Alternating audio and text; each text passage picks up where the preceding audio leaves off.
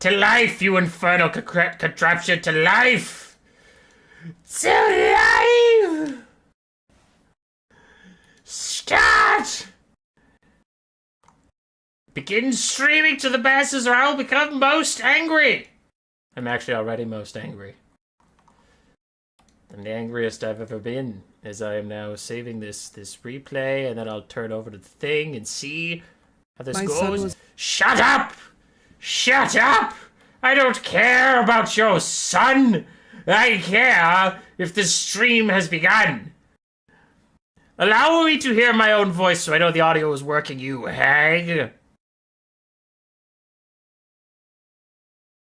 Oh, I don't care about Burger King. Fuck Burger King. I care if this... Hello! We are here! With a stream. Now I have had a bad day. A very bad day. Took my car into the shop. I was supposed to get a call about when or where or what is wrong with it, when I can pick it up. They had 3 hours to call me. They have not. Now, that is not a problem. You might be like, Boy, you're being a turd. I am being a turd, but I don't expect that. What I hope is that they call me either before or after the stream, right? Before or after. They could call me tomorrow even. I don't give a fuck. But you know what's going to happen is they're going to call me during the stream. Because of course they are. So of course it didn't happen before. Of course it won't happen after. It's going to happen while we're streaming. And I'm preemptively mad about that. Also, we have a tournament today that I'm definitely going to focus on. No, I'm not. I'm going to bitch some more. Because my cat won't eat any food and he wants to die. And I don't want my kitty to die. And he's like, but Dad, I don't want to eat any food. And then we go to the vet. And the vet says nothing's wrong with him. He's just a little underweight and he needs to eat some food. Here, give him this food. I give him that food. And he throws it up like an asshole. So then I get him new food. Because the vet's like, maybe new food will stimulate his appetite. And he hates the new food. He won't eat it. We get his old food. And all of a sudden he's eating his old food just fine. Which, you know, if you had been eating your old food just fine this whole time, you wouldn't have had to go to the vet, you stupid little turd. So we had to, go to the vet, get you new food that you could throw up, get you different new food that you could not eat, just so you remember that you liked your old food, you stupid fucking cat. But don't worry, guys, we're on the stream. We're going to focus on the stream. Oh yeah, the stream also wouldn't start because I was trying to upgrade my streaming quality, and for some reason that severed the connection between the stream and YouTube, so I have to troubleshoot that later. That's also fine. That's also fun. I've been emailing people a lot about my streaming software and trying to figure out why I can't upgrade the video bitrate, and they're saying it's impossible, and I'm saying, fuck, I have to go learn a different streaming system, and they said, yeah, and I said, I don't wanna, and they said, yeah, and that's also fine, but we're gonna focus on the stream now, right? Yes, but then this tournament went back to Total Tavern because that's what everybody cares about. Everybody wants to see Total Tavern. Everybody wants to be on Total Tavern because everybody likes Turin. But I can't control Total Tavern as much as I can control Challenge. But when I host a Challenge, everybody complains and nobody signs up. So we host on Total Tavern. And then Total Tavern kicks out 2 people that fucking checked in. They fucking checked in and the tournament was like, no, you didn't, bitch. And just didn't put them in the bracket. They're there. They're checked in, but they're not in the bracket. I don't know what to do. And the tournament's already started. So the people are like, hey, I checked in. I showed up. I waited all day to play in this tournament. And now you're not letting me in this tournament. I'm like, I'm not letting shit. The tournament didn't put you in the tournament because I guess the tournament doesn't like you. And that's fine. That's all fine. So if people disappointed me, I have people mad at me, streaming software doesn't want to hook up, my microphone for some reason was at 30% volume, which is normally at 85, so I demanded to set it to 85, which is why we always do those audio checks for no reason. My cat wants to die, I can't get a call about my car, and everything's fine! Whew! How's it going? How's it going, everybody? Hope you're doing good. You wanna watch some games? You wanna watch some fucking games, brother?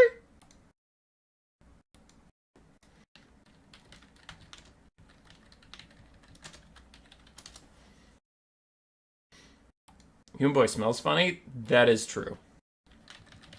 That is true.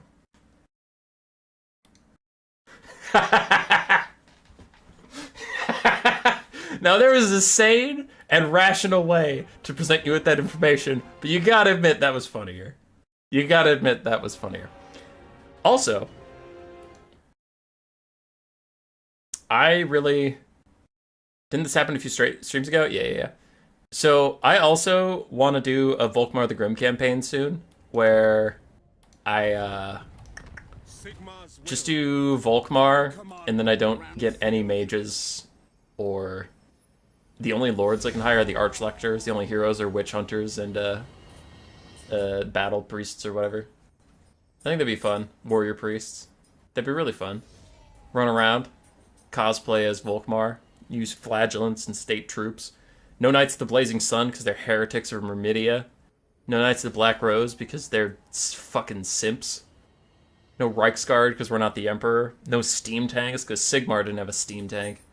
Just run around and have fun. That'd be a fun campaign stream, but that's not what we're here today to do.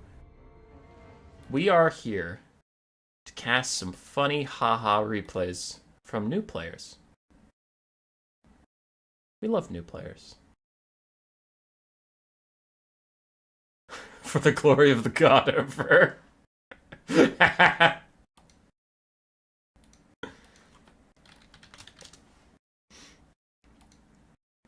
I was playing some 40k Darktide with my friends.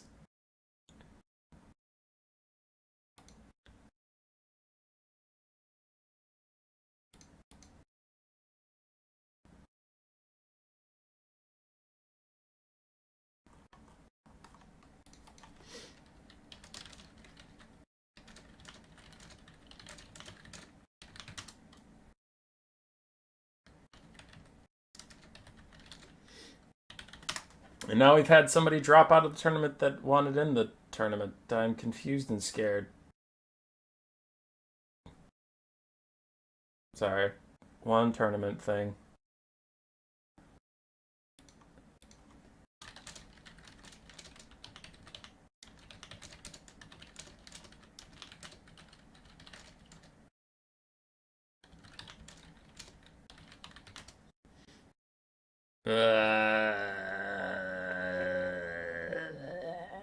I don't know what to do.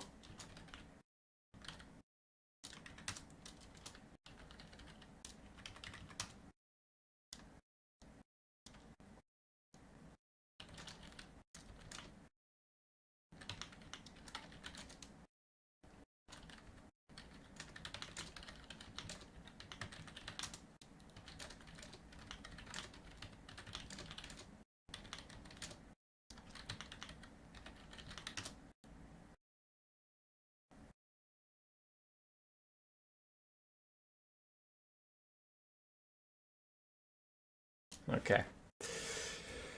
Oh my god. So somebody dropped out after signing up, but now somebody else is hopping in, and I'm doing my best. Any further issues, heralds, or council guard? GGG.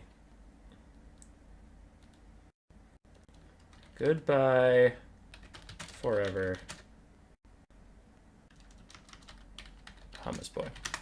Okay, now I am 100% focused on this stream. I am done dealing with admin stuff, and I had better be. That is a threat. That is both a statement and a threat.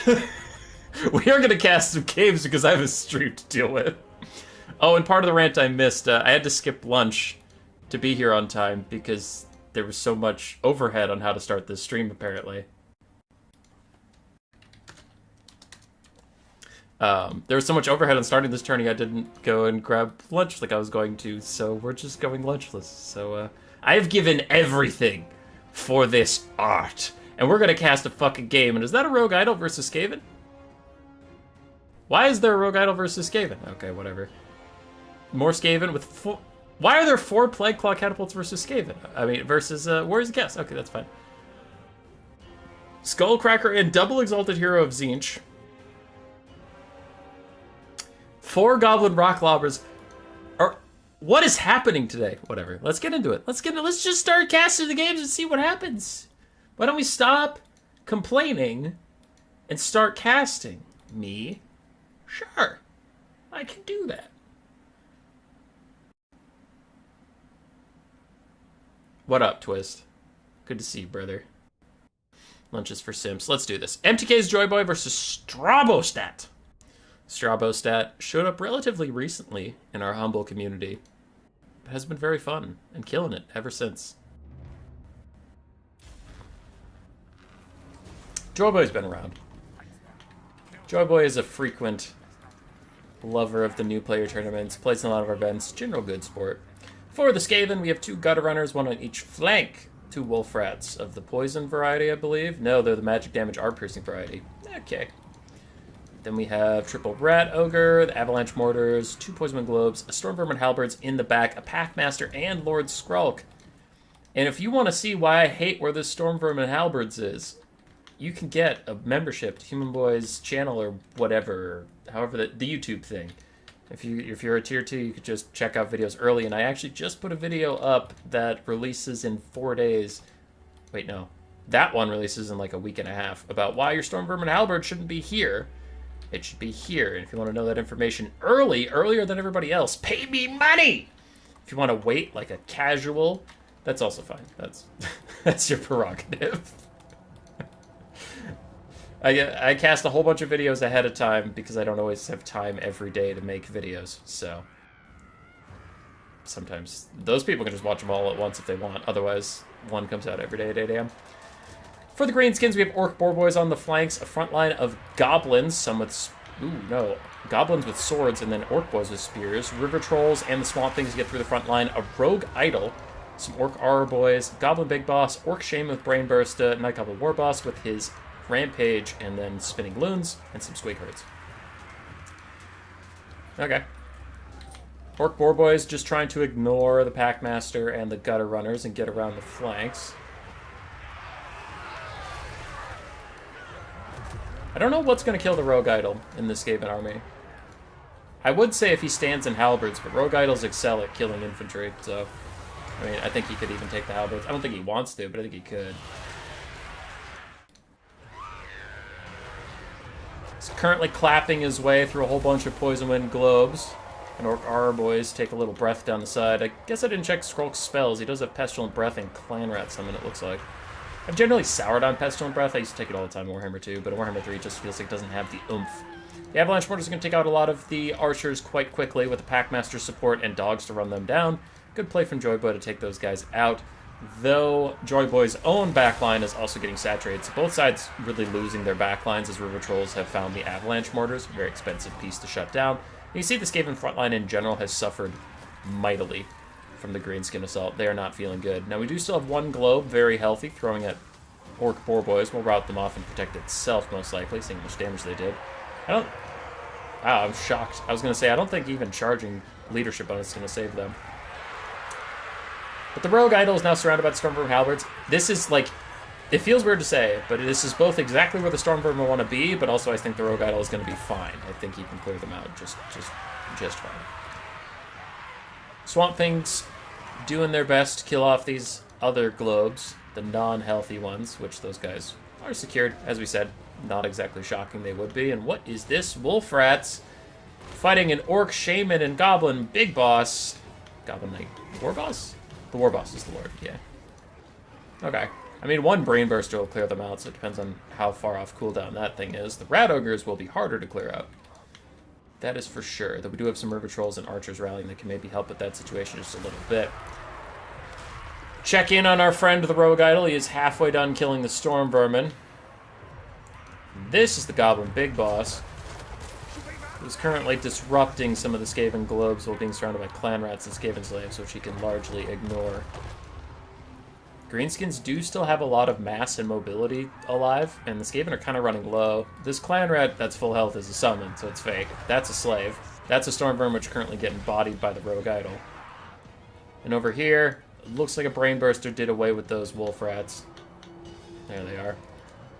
We had some archers offering a bit of support on the rat ogres. It looks like they moved on, but now that the avalanche mortars are free and clear, they are going to die.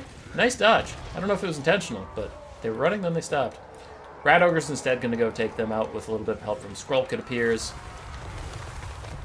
The rogue idol still fighting the storm vermin, who have almost paid for themselves already.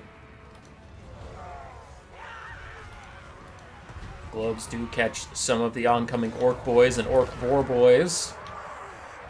The globes are not nearly as good at killing infantry as they used to be. They're still solid at it, but not like 1/2 of a volley will kill an entire orc boar boy's spear. It's not going to happen. River Troll ROR is also in, so there's 2 sources of terror, and the rogue idol is for some reason going to snipe the packmaster. I do not like this. Please, please kill the avalanche mortars or the poison globes or the storm vermin halberds. The Packmaster is too small for you to hit, you big lumbering oaf. Look at him. Look at him just walking around. Rogue Idol is terrible at fighting single entities because he is terrible at realizing how to hit them. Oh, I don't like this. He needs to hit multi-entity models because it's the only thing he can actually swing at. Meanwhile, Lord Skrulk is under attack, but a very nice Rod of Corruption should get rid of the River Trolls easily enough. And then he's just fighting two so-so melee combatants when he himself is a so-so melee combatant. I don't expect Skrulk to all of a sudden die. There goes the Rogue Idol, crushing the Stormvermin Halberds. And this task I like for him a lot more than chasing a Packmaster he was never going to swing at. So now we should go clear out those globes. Definitely clear out those globes now that they're killing all of the greenskins. The Avalanche Mortars also need to be shut down. Where is the greenskin mobility at? I guess these River Trolls are trying to help snipe Skrulk and fight the Rat Ogres, but probably need to go shut down the Avalanche Mortars. Shut down the range first, snipe Lord Skrulk second. Skrulk is notoriously hard to kill, being a foot character with high melee defense. Rogue Idol's doing great, stomping through the back line, dealing with all of the problems the greenskins have. Literally everything I complain about in this battle, the Rogue Idol's like, fine, I'll go deal with it. Stormvermin Halberds, crush him. Poison Globes, kill him. Avalanche Mortars, rout him off. Rogue Idol is just doing the Lord's work right now. Packmaster is still fighting. The Swamp Things and the Greenskin Hero Core, Liber Brubonicus, onto the Night Goblin Warboss is going to do some solid damage to him. As a spinning loon goes through. Not really going to hit too much, but I appreciate the hustles. The Night Goblin Warboss takes an awful lot of damage. Is going to tear her out just as he fermented fungi's in the Packmaster. Again, I think he's just throwing out whatever buffs and debuffs he can before he was going to rout. And the Rogue Idol's coming back. Now the Goblin Big Boss is out of here. Night Goblin Warboss is shattered and probably going to die. Can an Orc Shaman, River Troll ROR, and a Rogue Idol carry? Possibly. I love how the Orc Shaman did a jumping dive into the Wolf Rats, and then Rat Ogres did a jumping dive onto the Shaman. Hashtag synergy. Now everything is routing for the Greenskins besides the Rogue Idol. In comes the Packmaster. Now you're going to have to turn and fight him. I know I said a lot of things about you not fighting the Packmaster, but when he literally walks up to you and none of your own troops are in the way, then yeah, you're going to have to turn and fight him. Bonk him. Somehow you managed to miss with 59 melee attack versus 30 melee defense, but that's okay, I'll let you try again. Hey, somehow you managed to miss with your 59 melee attack versus 30 melee defense, but it's okay, I'll let you try again, but then there's army losses, so you don't get to try again, you big stupid bastard. I don't know if you hit that one. I saw his health bar like flicker, but it didn't look like you actually hit him.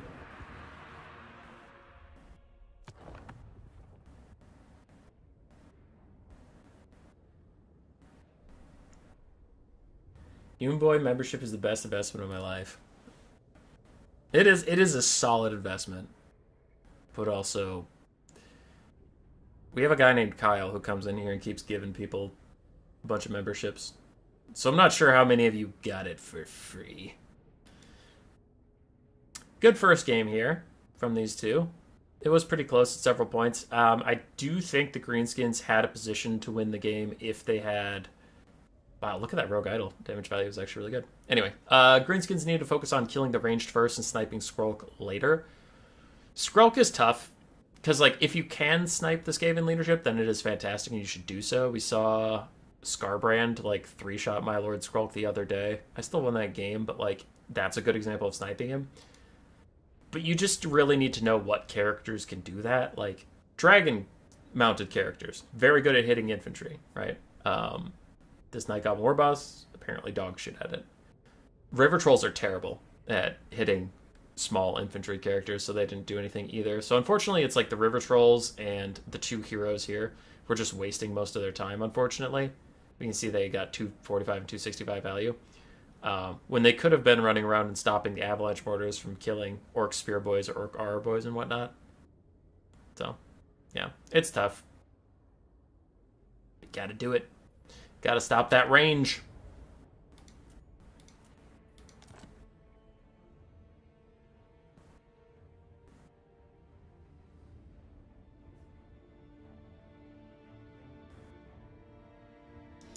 When was Wind Blast good? Like, literally never, dude.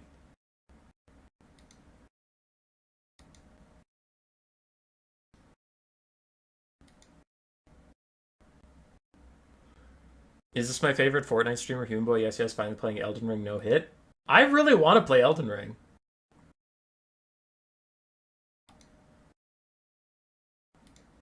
But I haven't gotten the time. I had a very, very busy year.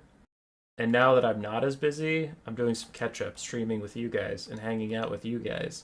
And giving you some of the hard-earned content you've so waited for.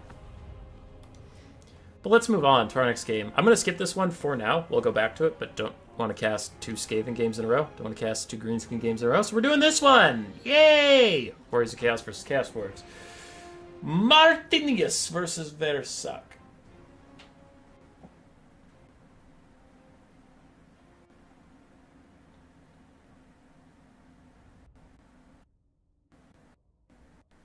Karanak needs to take some less shred. Sorry, dude. Karanak's disappointing me so much. I had him chase around Foot, Icket, Claw versus Pigman, and like he literally never hit him. You have a question about elves? Shoot.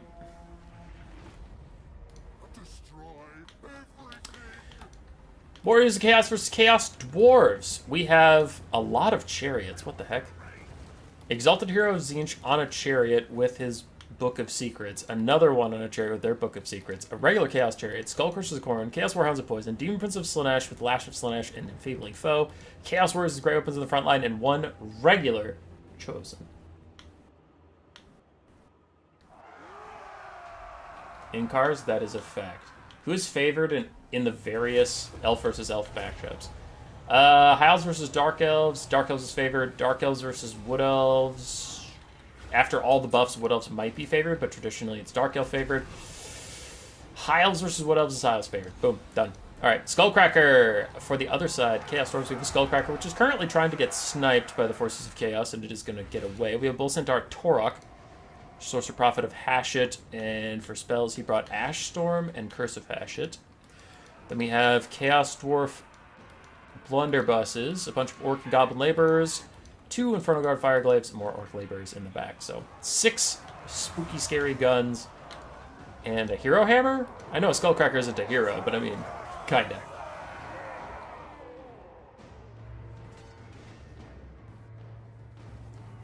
Human Boy when he gets killed by the Dung Eater. I don't know what a Dung Eater is, and I resent that. I'm actually pretty good at Souls-like games. I'm not the best. I wouldn't even put myself in the top 30% in the world, but I'm above half. I've beaten all the Souls games multiple times. Dark Souls 1 like 7 times. I resent this! I'm good at video games, damn it!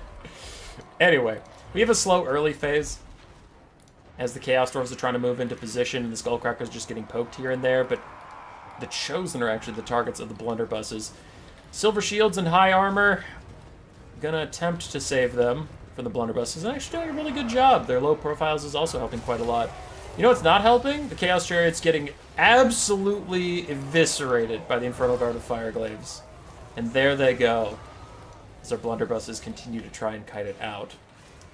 For Martinus, the dogs, the Exalted Heroes, continuing to try and do their disruption, though the Chaos Dwarves are firing downhill into the dogs, getting decent damage out, though honestly missing a lot more shots than they should be against clumped-up dogs.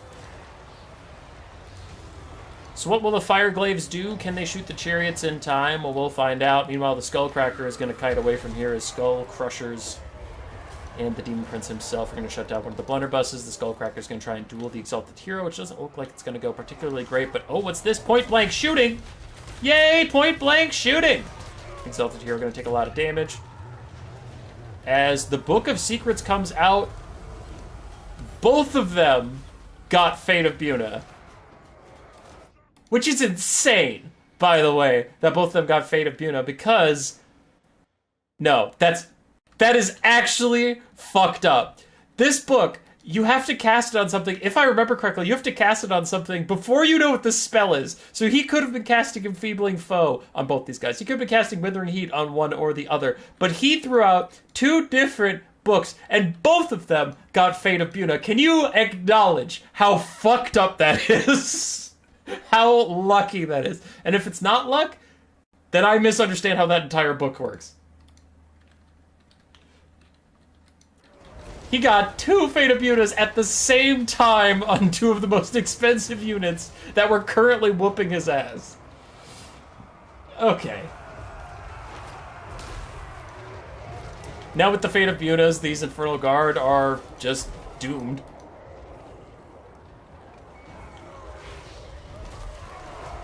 They are both doomed. I think Source Prophet Hash is trying to get in here, trying to do something. The Exalted Heroes of Tzeentch have taken a lot of damage. They're not feeling too good, but I mean, that doesn't matter. They did what they needed to, I guess. Double Fate of Buna, right when he needed it. Now, the Demon Prince of Slash is currently losing the fight to the Sorcerer Prophet of Hashut, Curse of Hashut, and Ashstorm, weakening him quite a bit, as the Chaos Dwarf Blunderbusses in the background here are trying to throw on guard mode and offer a little bit of supporting fire. We have some Orc Laborers that have been forgotten on the high ground. They will need to be activated soon, though it is just a chaff unit, so I don't really expect too much out of it, to be honest. Skullcracker, I don't get the fascination with them. The Iron Demon is just better, and it is kind of showing why I hate them so much. Well, so much is a strong statement. I do hate them, but not so much. It doesn't haunt my every waking moment. It just haunts most of them. What exactly was Buna's fate? To die. To die with a laughing skull over his head. Dark Mace from the Bull Centaur Torok. I don't even know what that does. It apparently causes armor reduction and losing vigor. This Bull Centaur Torok is doing pretty well against the Demon Prince of Slaanesh. Sorcerer Prophet of Hashut not diving down, doesn't want to offer support just yet, and the Chaos Dwarves are getting a bit of a second wind as all these full health Orc Laborers are coming out of nowhere. I'm thinking we might have missed them earlier. But they're here now, offering 23 melee attack and armor-piercing weapon damage, which is quite nice. Exalted Heroes of Tzeentch, like we said, are pretty much a spent force. Sorcerer Prophet of Hashut is currently just sitting by and shooting the Demon Prince of Slaanesh. Does not want to dive in onto it, which might be a mistake. Another Curse of Hashut is out, but if he's going to win this, he's going to have to kill that Demon Prince. As the Blunderbusses are trying to reform lines and get a shot off. The Demon Prince is being cagey. Still have a lot of Chosen. Still have some Chaos Warriors with their great weapons. All the single entities of the Warrior Chaos are feeling pretty burned right now, but we do have a Skull Crusher that's over half HP.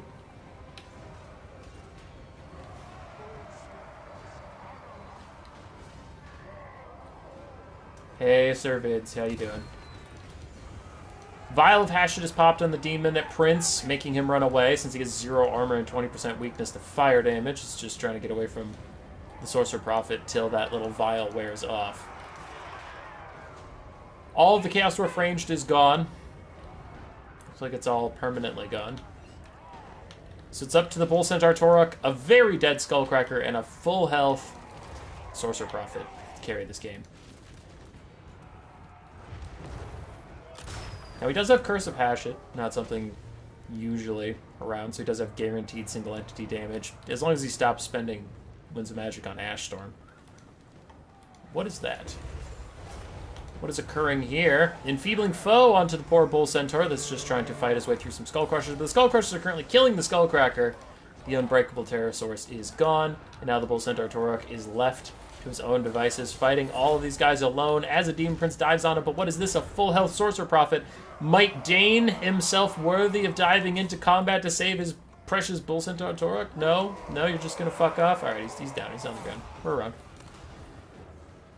Skull Crusher Sicorn should be terror routing away very soon. The Blunderbusses have reformed up on the top line. I didn't think there were any of you left, but if you are around, you need to fire now. And they're kind of turning, and they're running away, and they're turning, and it's too late. You're all dead.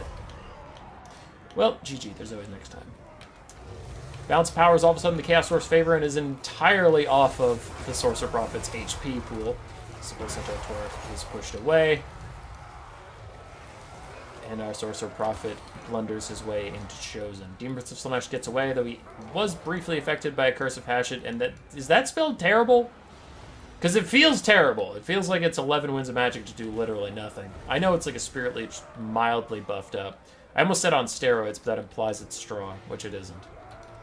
Still have a lot of Chaos Horse with Great Weapons. Still have a lot of Chosen. Still have 2 Exalted Heroes. And I guess we have a Demon Prince of Slaanesh, which is currently landing on the Torok. I'm going to take him out. Did you just get a Buna on the laborers? I mean, probably. Might as well.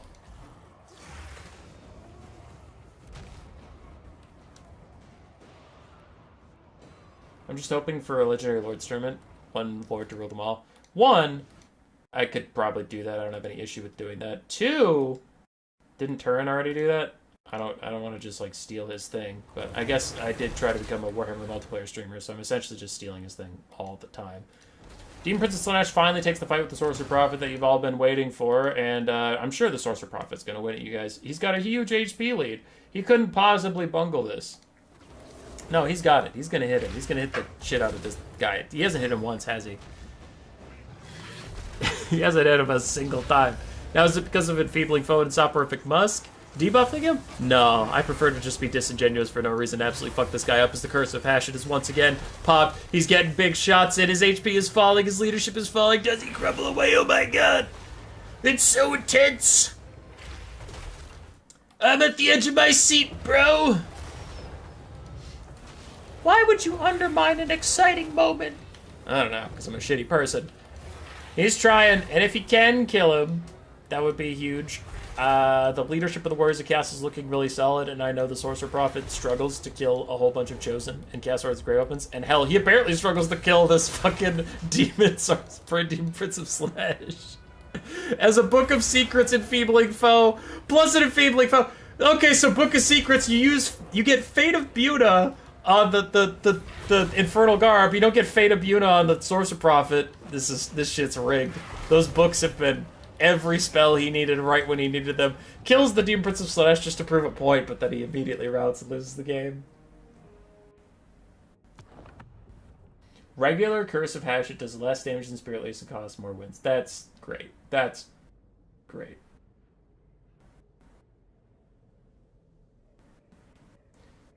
That's not great. That's trash. 3,400 value for the Demon Prince. The Exalted Heroes got a ton as well from the best RNG on spells I've ever seen. And the Skullcrusher's Corn did pretty well. For Versok, his Lord and the Bull Centaur actually did pretty well, like considering it's not a unit you ever see. Blunderbusses did fine. Infernal Guard got wrecked. And the Skullcracker did kind of okay. So now I'm just curious. Now I'm curious and upset. I just want to see, like, how does that item work? That's all I want to see.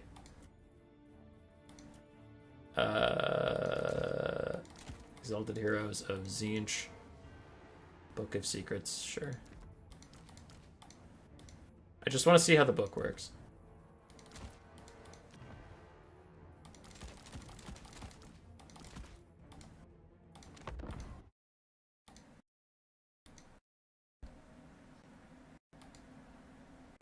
Like Arcane Unforging.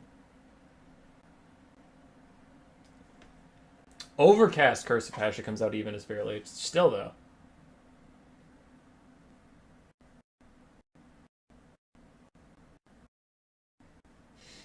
Twist, I'm going to just shut you down right here. If Turin has done it, I will never do it. Faction War, I will literally never do a Faction War, because Turin did it.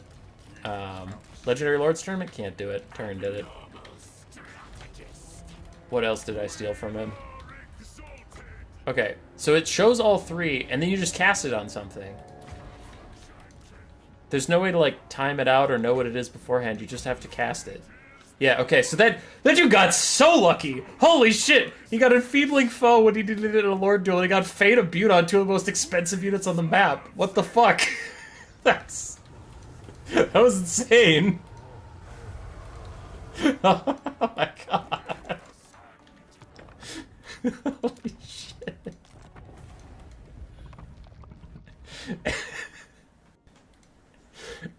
Lord Tzeentch, I need your favor. Yeah, sure, bro, I got you.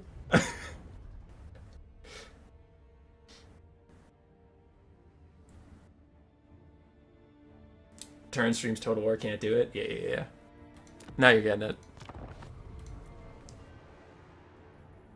Okay. Well, that was funny. We all had fun. Let's get back to the video games.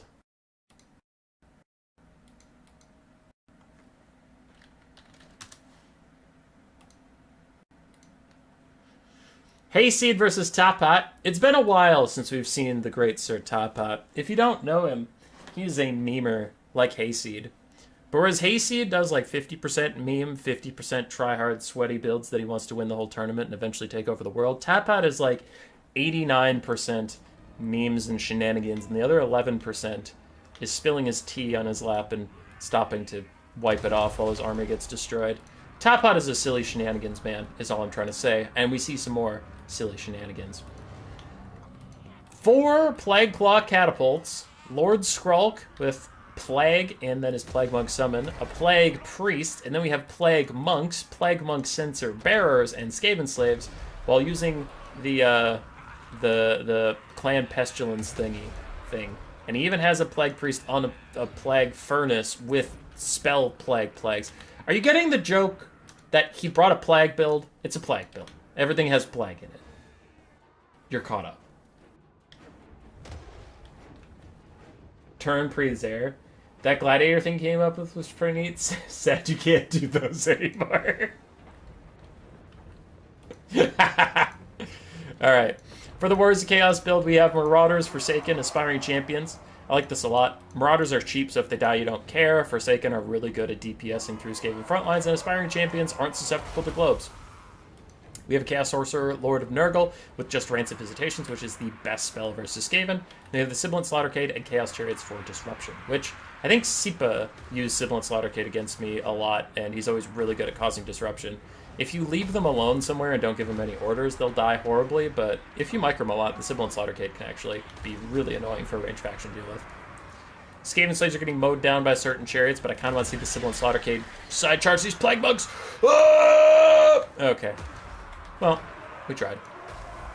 Warriors of Chaos are in the battlefield. Now all 4 Plague Claw catapults have been firing this whole time, and they have done, checks notes, 4 damage.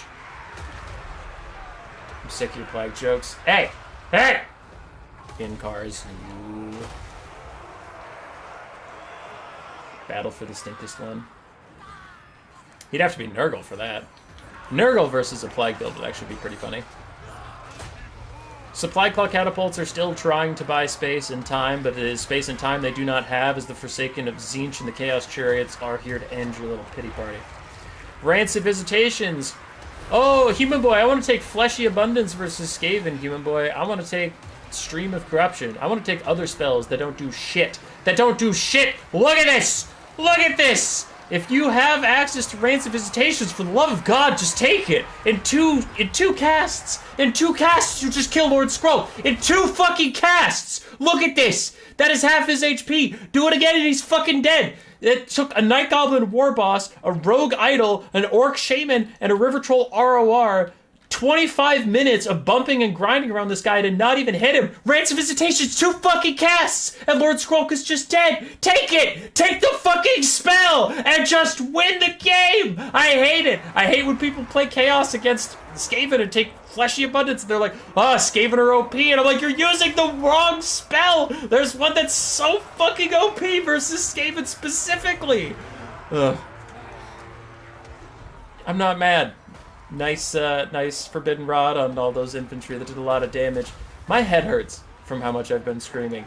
It's been a scream-heavy stream as a plague comes out, and it's going to catch 3 infantry. It's going to do lots of damage. Not to Aspiring Champions, because they're teeny tiny, but good damage to Marauders. Poked the Forsaken a bit. Now the Skaven are trying to hold. Plague Claw catapults do solid damage against infantry when they get the shots off, and they have a leadership debuff in addition to being artillery, which provides a leadership debuff. Lord Skrull getting charged by the Chaos Sorcerer Lord of Nurgle. Liber Bubonicus plus a 2-on-1 fight should equal a lot of damage onto the Chaos Lord. We'll see how Skrull does with that. But 2 of our 4 Plague Claw catapults are shut down. The other 2 are knocked off their mounts. They're not currently fighting. They need to be remounted, because I think the Sibilant Slaughtercade went through them and just knocked them around, which they tend to do.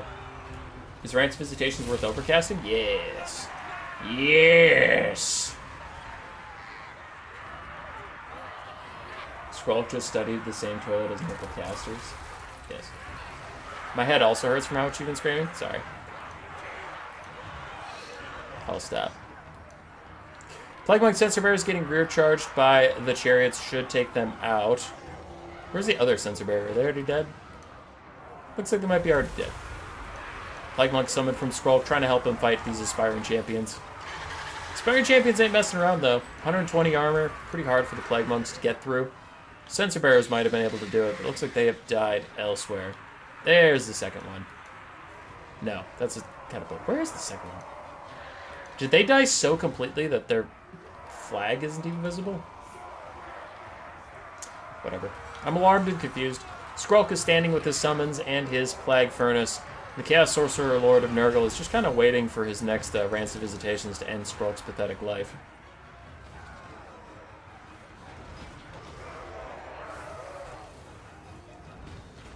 Hi, little troll.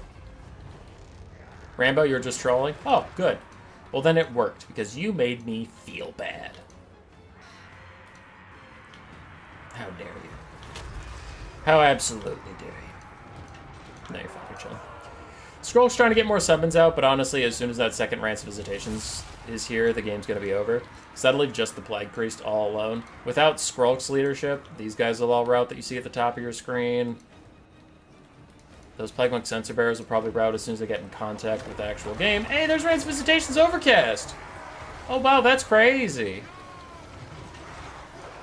I wonder if it could possibly kill Skrulk.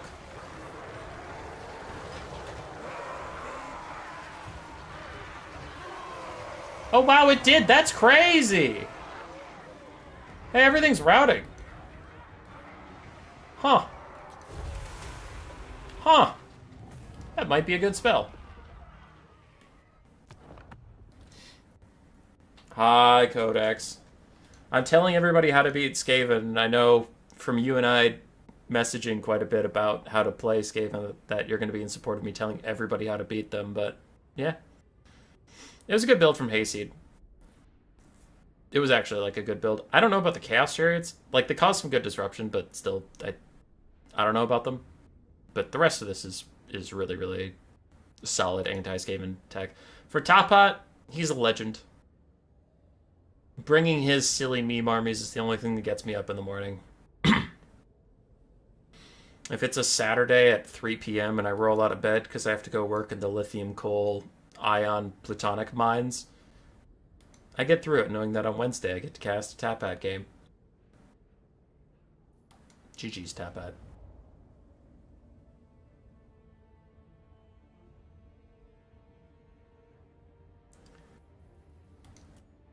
Alright, I have 4 messages. Who are they from and why? Oh, it's Martinus with more games for me to save and then eventually cast. It's GreyHeart with more games for me to cast. It's Hayseed. More games for me to cast.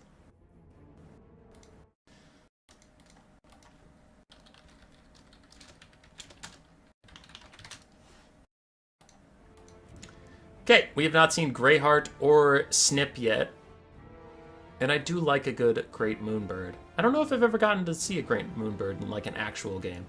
Not in like a streamer versus streamer when the DLC was new, so we're going to take all the new units to make content kind of game. I don't know if I've seen like anybody actually take the Moonbird.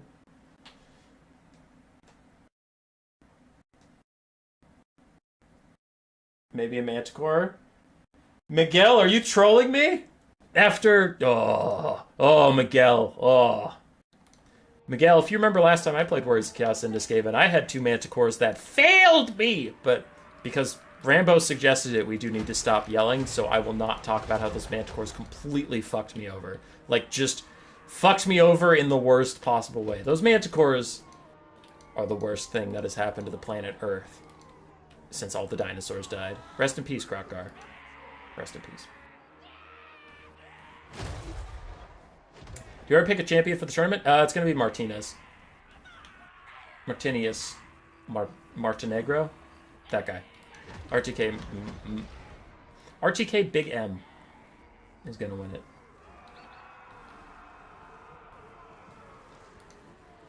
Anyway, we have triple Orc Borboi Biggin, one which is Broken Tusk Mob. We have quadruple Goblin Rock Labbers, one of which is the Hammer of Gork. We have 2 Night Goblin Fanatics, and then some Goblin Archers here and there, front line of Goblins. Then we have a Night Goblin Warboss with his Rampage, which I imagine will soon be cast onto one of these 2 things. and then a giant, and a Night Goblin Shaman. I am right literally all the time, and it is shocking that I am so good at this. Night Goblin Fanatic's getting moonbirded currently. Gork will fix it, slows down the Great Longbow Riders. Really like that combo a lot. But anyway, for the other side of Cathay, we had Great Longbow Riders, which are about to die. Yin Lord with her Ancestral Summon, and then the slow. Not the slow, Talons of Night for once. Great Moonbird, Zaytang the Watcher, double Jade Warrior Crossman, double Iron Hail Gunner, and then a whole bunch of Jade Warrior Halberds, Jade Warriors, and Peasant Long Spears. In come the Ghosted Ghost Ancestral Warriors to push off the ranged units. It looks like the Greenskins are already doing that for them, running away from the Ancestral Warriors until they eventually fade to nothingness. Hammer of Gork is out of models as Zaytang has sniped out each and every single one, and the Longbow Riders are just trying to get to safety as they have taken over half their HP and damage from that Rampage plus Boar Boy Charge combo. The Catapults continue to fire into Grand Cathay's lines. They do need to switch targets. Catapults, and most artillery honestly, do much more damage to full health targets that still have all their models, and then they taper off. As you get less and less models for them to hit, they miss more often, so you do kind of need to keep aiming at stuff that is full HP. Meanwhile, Zaytang is kind of firing at whatever. Zaytang's just chilling right now. Living his best, like, retirement? I don't know. If he's not watching over Grand Cathay, then he's not really doing his job, so whatever. Moonbow and Longbow Riders trying to kill off some of the ranged units, but the Fanatics are in from the Goblins. Will we see them spin to mass destruction through the Jade Warriors, or will they not do that? Oh, they are going to spin, but they're actually going through the Iron Hails. Knock him over! A little bit of damage. They went awry. In comes the Talons of Night onto two Goblin Archers. They try and dodge the last second, but they are not quite able to, so they will take a lot of damage. And the Orc Boar Boys are able to peel off the Long Riders once again, saving the ranged units of the Greenskins to come back once more. Now, Greenskins are doing a lot of damage to Grand Cathay, but can they really capitalize? As the front line has gone nowhere, as another spinning Loons goes through, but it's going sideways. No, it's going away from them! As the Jade Warriors just watch some dancing goblins flee. I'm sure they are quite pleased. Hey, the Giant found Zaytang! And Zaytang's gonna lose that fight super bad. Zaytang's like, you dare, club to the face. I imagine he's trying to make like a big speech like, you challenge me, the Watcher of the Walls, Guardian of the Eternal Bastion. I watch over. The forces of chaos cannot slip past my. Stop hitting me with a giant fucking club. I'm a mechanical flame man. Tree club go burr. He's just completely dicking with a fucking tree. He can't. Oh my god. I can't breathe. He's just fucking.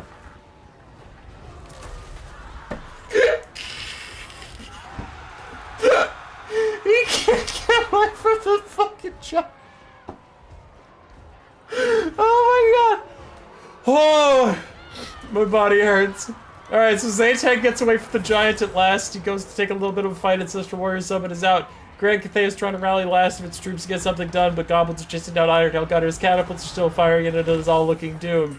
The giant looks ominously at Zaytang and is like, where did my friend go? And starts to lumber towards him.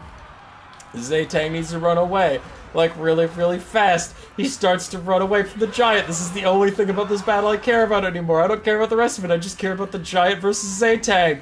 As they have a slow motion chase. The giant's trying to lumber through. He's trying to get there as Zaytang gets to safety. Does a super cool feather spin. Does less damage than the giant ever did with his club. And there is really no hope as the Great Moonbird is now surrounded by Night Goblins and anti-large armor-piercing cavalry who are buffed up by Sneaky Stabbin' for 54 melee attack. Quickly rout off the Moonbird, but the Giant's coming again, and Zaytang doesn't even see it. He's looking around for his next target when he doesn't realize that the Giant's back, baby! Hits him in the back of the head. He's starting to kind of crawl forward, but then he stumbles, and then he's gonna start falling. No! The Giant keeps clocking him. This Giant doesn't give a shit. And he falls away. as the giant beats him to death.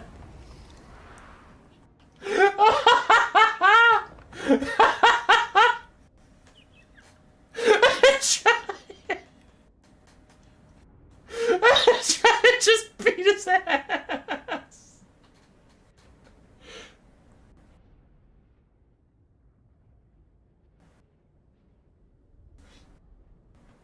Oh.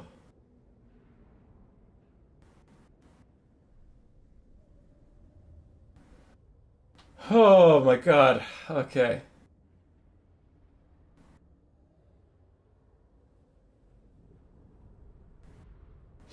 Poor Shay-Tang. Break his ankles? Yeah, dude.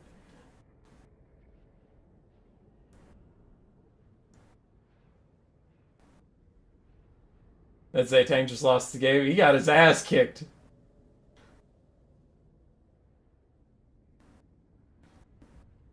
Godlike construct, the magic bow versus some big hobo with half a tree. Yeah. Giants are OP.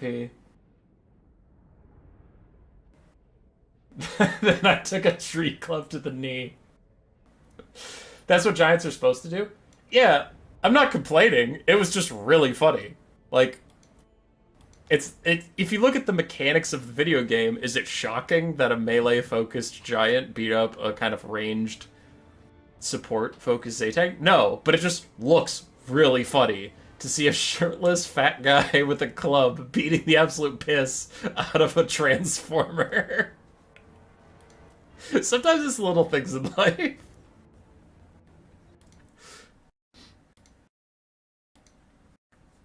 Okay.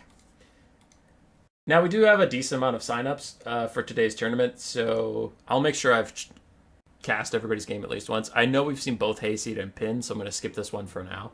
We haven't seen Corvis Glaive. We have seen GreyHeart. I saved this one twice because I'm a fool. We've seen Versok. I think we've seen Strabo stat. Yes, we have. Krinsky and Johnny Cash. We've not seen either of those. We saw Topot. We haven't seen ones. Maybe seen ones. Falling Star and Martinus. Haven't seen Falling Star.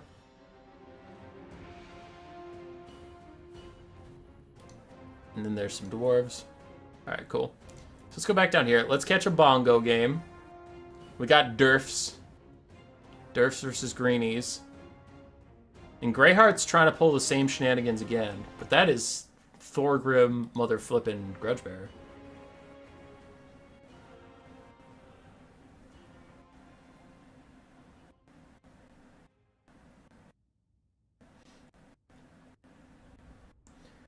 Zaytang is old and tired. Thanks, Warhammer 3 and Hummus. Who's winning so far? Everybody.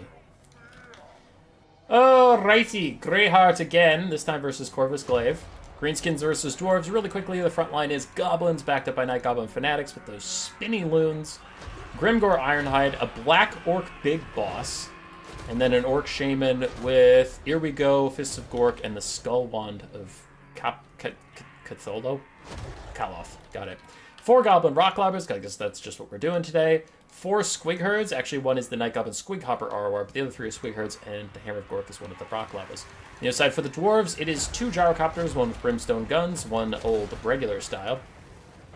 And then for the rest of the Dwarf Army, Miners with Blasted Charges, Dwarf Warriors, a lot of Iron Drakes, 2 of which are regular, 1 is a Troll Hammer Torpedo. Then we have Slayers, Iron Breakers, Thorgrim Grudgebearer, and a Giant Slayer unit. The Greenskins are going to very much regret not bringing Rampage, as now the Gyrocopters are free and clear to do whatever they want to do.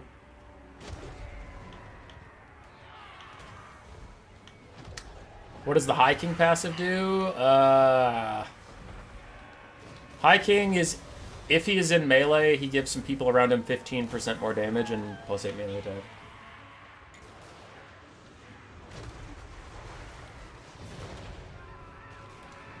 Dwarf's the only faction I wouldn't mind if they got deleted from the game. I really hate their current implementation.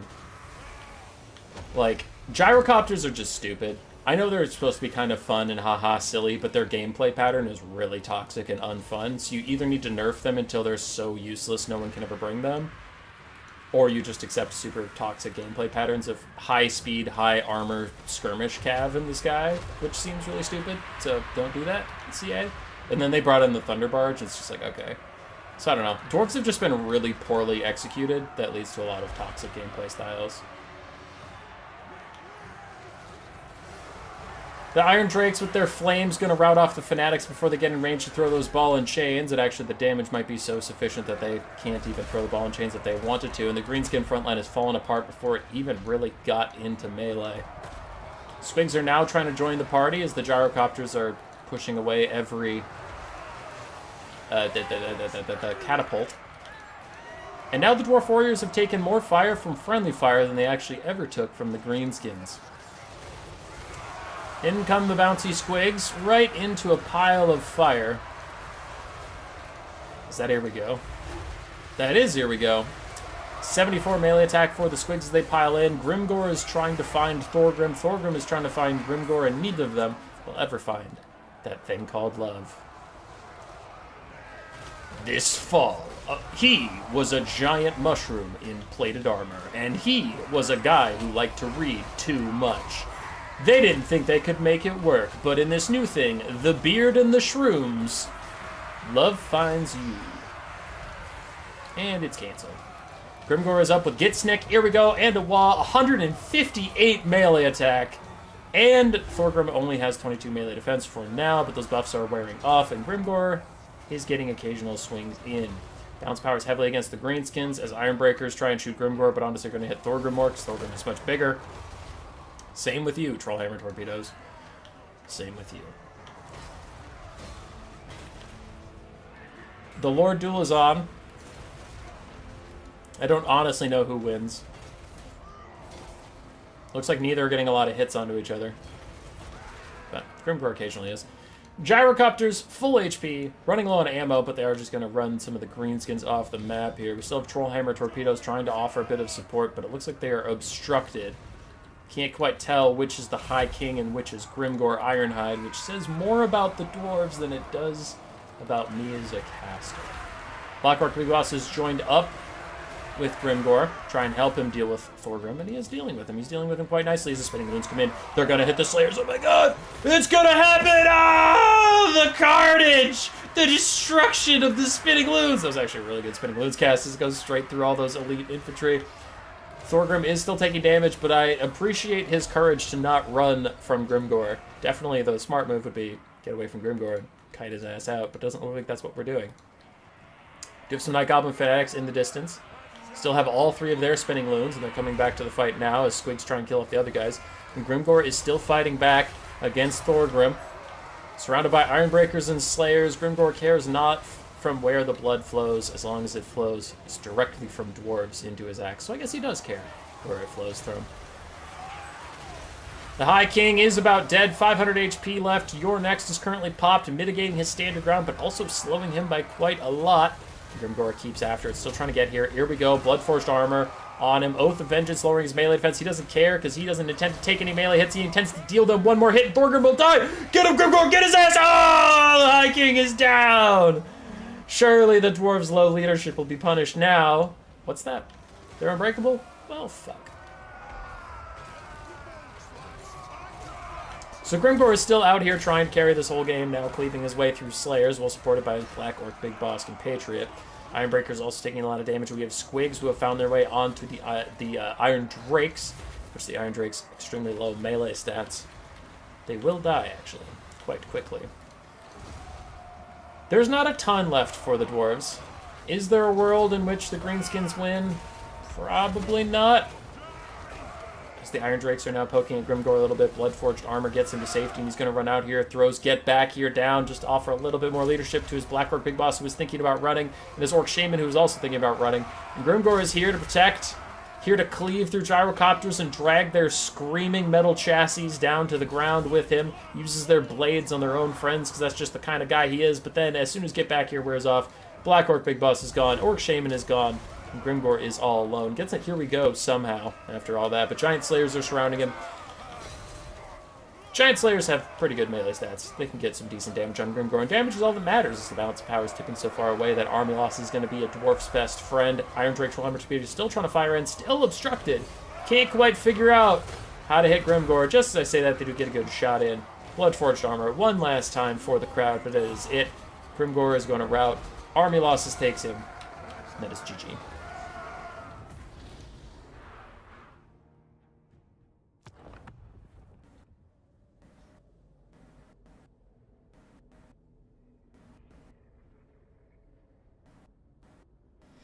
How can I redeem my Zaytang? I don't think you have to. It was really funny. It was really funny. It made my day. After Galadriel and Sauron being shipped, it's officially impossible to go any lower. Grieve and I have no intention of watching Lord of the Rings show. Is that true? And if so, why?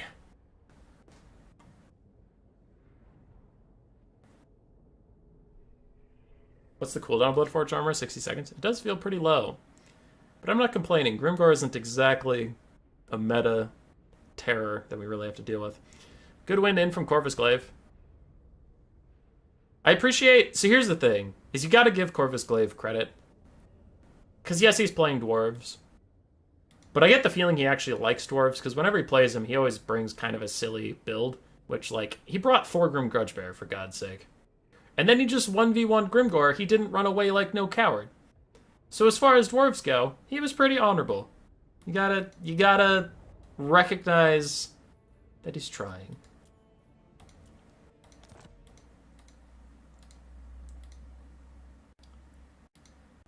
Alright, Topot sent me something that's called Recommended Must Watch. I don't like being manipulated, but I am.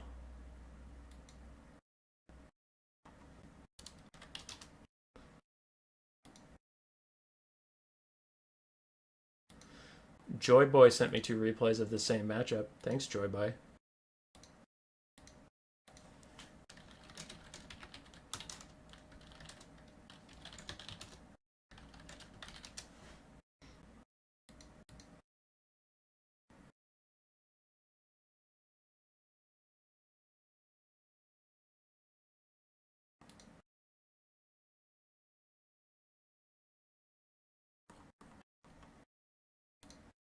I'm checking on things.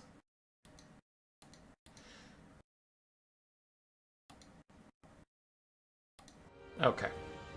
Back to our search for good content. We have Krinsky and Johnny Cash.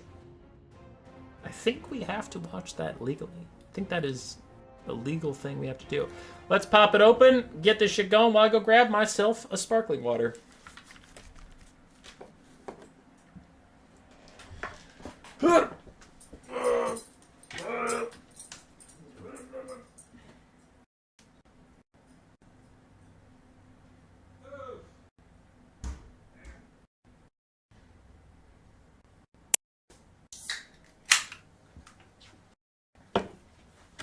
Okay, what is this?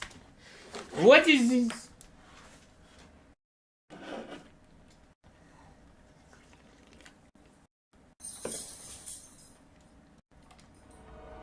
Okay, game is up. Let's do this. 4 skeleton horse archers, the Sphinx of Usef, Necrosphinx ROR, Chosen of the Gods with sharp to great bows, Tomb Guard with halberds, 5 skeleton spearmen, and Ark in the Black. The game is well underway, and I have something to say, but let's finish casting the armies really quick. We have, on the other side, double Rot Knights, one of which is the Rotting Riders, Chaos Furies of Nurgle in the backfield, Marauder Horsemen with throwing axes, the Angels of Decay, Death's Head, ROR, and then Marauders with Great Opens to the front line with Chaos Sorcerer Lord of Nurgle on his own Rot Beast for the armor-piercing better melee stats. We have Fleshy Abundance and Stream of Corruption. Now, ladies and gentlemen, can I say something that I do mean? This is not a meme for once. If you asked me 2 months ago, if you asked me a year ago, and if you asked me 2 years ago, if we would see double Kitty Cat meta in, Tomb Kings would be a top tier faction because the Cavernian War Sphinx and Necrosphinx would be not just strong, but overpowered, I would have laughed in your face. Okay? After, on launch, when Nurgle was Nurgling and was terrible, and like the worst faction in the game, if you told me that they'd get a DLC and be the best faction in the game, I would have believed you. If you told me they get a DLC and then they'd be the only DLC faction that wasn't permabanned because they weren't OP, I also would have believed you. If you had told me Kislev, which I would remind you, this time last year, a year ago today, Kislev was the 3rd worst faction in the game. And then they got 2 DLC, well, a DLC and then a DLC update that brought them right to the top. From the bottom to the top, I would not have believed you. But here we are. And that is why I keep playing this game. That's why I keep playing multiplayer, is because like every patch changes things so fucking wildly. Some things stay the same, and we like to complain about it. Healing is too strong. Spirit Leech is too strong and too prevalent all the time. Various things that are slow to change. But there are big, giant shifts when CA actually bothers to do like a patch. And I would just like to shout that out. That some of this stuff is crazy. And as much as we love to complain about whatever is currently crazy, I appreciate that it at least changes so that I don't get bored. Enough positivity, back to being negative. All the skeleton horse archers are dead, and a stream of corruption did a very small amount of damage to the skeleton spearmen, but whatever. Sphinx Usef is out hunting for Chaos Sorcerer of Nurgle blood. And it looks like nobody is going to opt to help him just yet. The Rotting Riders might need to come back and help him. Sorry, they're Rot Knights. But they are currently getting shot at by the Chosen of the Gods. So they don't want to clump up any more than they already are. I can understand that, but it does leave our Chaos Sorcerer of Nurgle in a bit of a tough spot.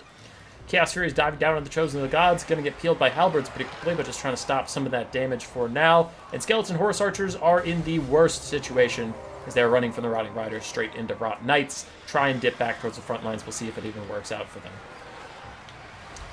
Pretty good start for the Tomb Kings, I would say. Overall, a lot of good damage onto expensive knights, killing off some Furies. Yeah, it's going okay. The Death's Head's trying to fire at the Ushapti Great Bows and kill them, while a second unit of Furies holds them down to make sure they can't get any extra shots off, while the Chaos Sorcerer Lord of Nurgle dives into the front line, throwing down Filth Mace to corrode the armor of the Skeleton Spear, which is already low, and you brought an entire front line of armor piercing, so I don't think the Filth Mace is really good here versus these undead. TBH. Skeleton Horseman throwing axes running away from Ark and Skeleton Warrior summon. And we are seeing a bit of a rise in Arkin's priority again. After everybody was taking Cetra just for the Kitty Cat mount forever, I honestly still think Arkin is a better lord. And Cetra has been constantly getting buffed and buffed and buffed, and now he is a solid lord, but I think Arkin is just like everything you need out of a Tomb King's lord. He's cheap, he's tanky, he has a ton of support elements, he is also a caster, he has summons, I don't know. Arkin's great.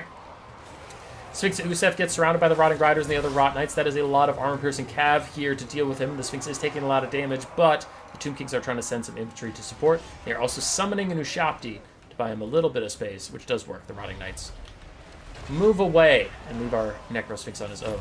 Now the Chaos Sorcerer Lord Nurgle takes a fight with Arkin, but Arkin is no slouch when it comes to melee combat. 40 and 50 for stats with 450 weapon strength makes him more formidable than you would expect. And he's also casting Spirit Leech on cooldown versus our Chaos Sorcerer friend. Still have the Angels of Decay up in the sky, and they are still shooting at the Sphinx at Usef. Still have two pretty healthy Rot Knights, one of which has received a little bit of healing, and it rear charges Skeleton Spearman, doing a crazy amount of impact damage. I'm going to take that unit out soon. Meanwhile, I am a little worried about this Chaos Sorcerer Lord fighting Arkin all by himself. I suppose he has the crown of Everlasting Conquest, so he is slowly healing up. But with Halberds coming to join the party, he will leave. And now I'm getting worried for the Tomb Kings. They have a lot of heavy infantry left, which is usually great, but also I know cycle charging exists, and it's a hell of a drug.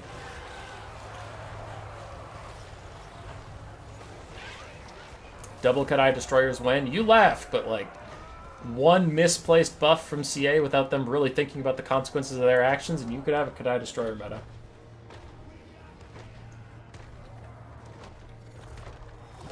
Chaos Sorcerer Lord's trying to kite away. His healing cap is in sight. Sphinx Usef and Arkin not going to let him get away for free.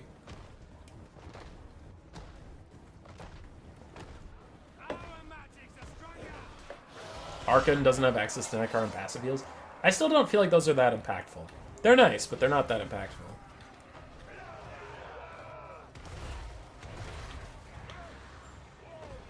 Yeah. Anyway. I was distracted by chat. How dare you. Arkin gets in there, fights a little bit with the Chaos Sorcerer, holding him in place so the Sphinx Usef can charge in and get big damage down, followed up probably by a Spirit Leech. But the Rot Knights are here, and unlike last time, there will be no magical Ushapti summon out of nowhere to save the forces of the Tomb Kings. Looks like the Sphinx Usef is going down as the Rot Knights tear him apart. Do have a lot of halberds and spears coming, but it'll probably be too late for the big kitty cat. who's currently trying to cleave his way to safety. He is starting to crumble a little bit while still being surrounded by these guys and getting hit with throwing axes. Yeah, I can't imagine he rallies at this point. Arkan is also soloed out by the Rotting Riders, and now the Angels of Decay also jumping in just to finish him off. I think that is probably the end of the Tomb Kings. Losing their 2 big tech pieces is going to be a huge problem, and then they just have random infantry, which you can cycle charge, you can cast Streams of Corruption on them, you can army heal with Fecundity on your important units. Like, I just don't see the infantry being able to carry this. One final shot in for the Necrosphinx that actually manages to rally? What? No way. Sorry. Clicking on all the wrong things. The Sphinx has managed to rally its leadership, and it's sitting in its own troops. But now it's crumbling again as it's trying to find its way onto the Nurgle caster. Arkan is gone. The Sphinx is gone for real this time. Let the crumbling begin.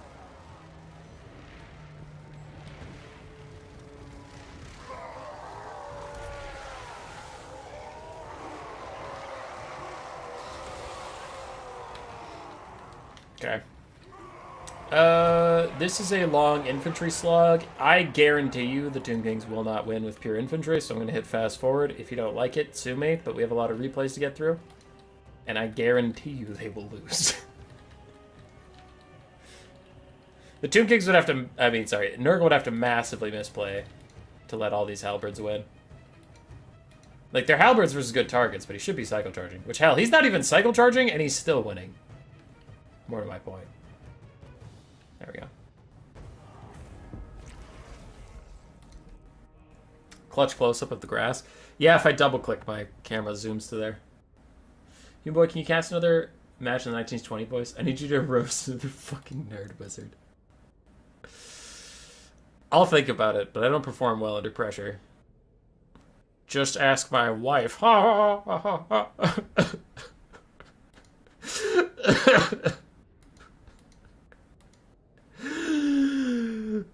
Okay, moving on. Good shot from Krinsky. Tried his best. 1900 value on Arkan. Some of the Doomguard Halberds got good value as well.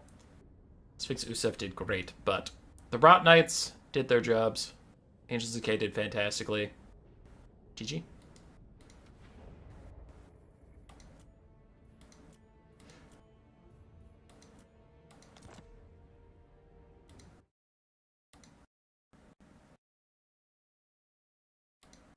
Cue the Pedro Pascal gif. The problem with the 1920s voice was I only know how to be positive when I'm pretending to be like one of those old, like, you know. Oh, go get 'em, lads. Show old Hitler what for. Like, that guy. I only know how to be positive because, like, imagine that guy trying to say, Mrs. Johnson, I'm sorry, but we couldn't save him. Mrs. Johnson, I'm sorry, but we couldn't save him. The old Nazi's got another one. Like, I can't do it. It always goes back to something about not the 1940s, and it's always positive. I can't. It's the only 1920s guy I know.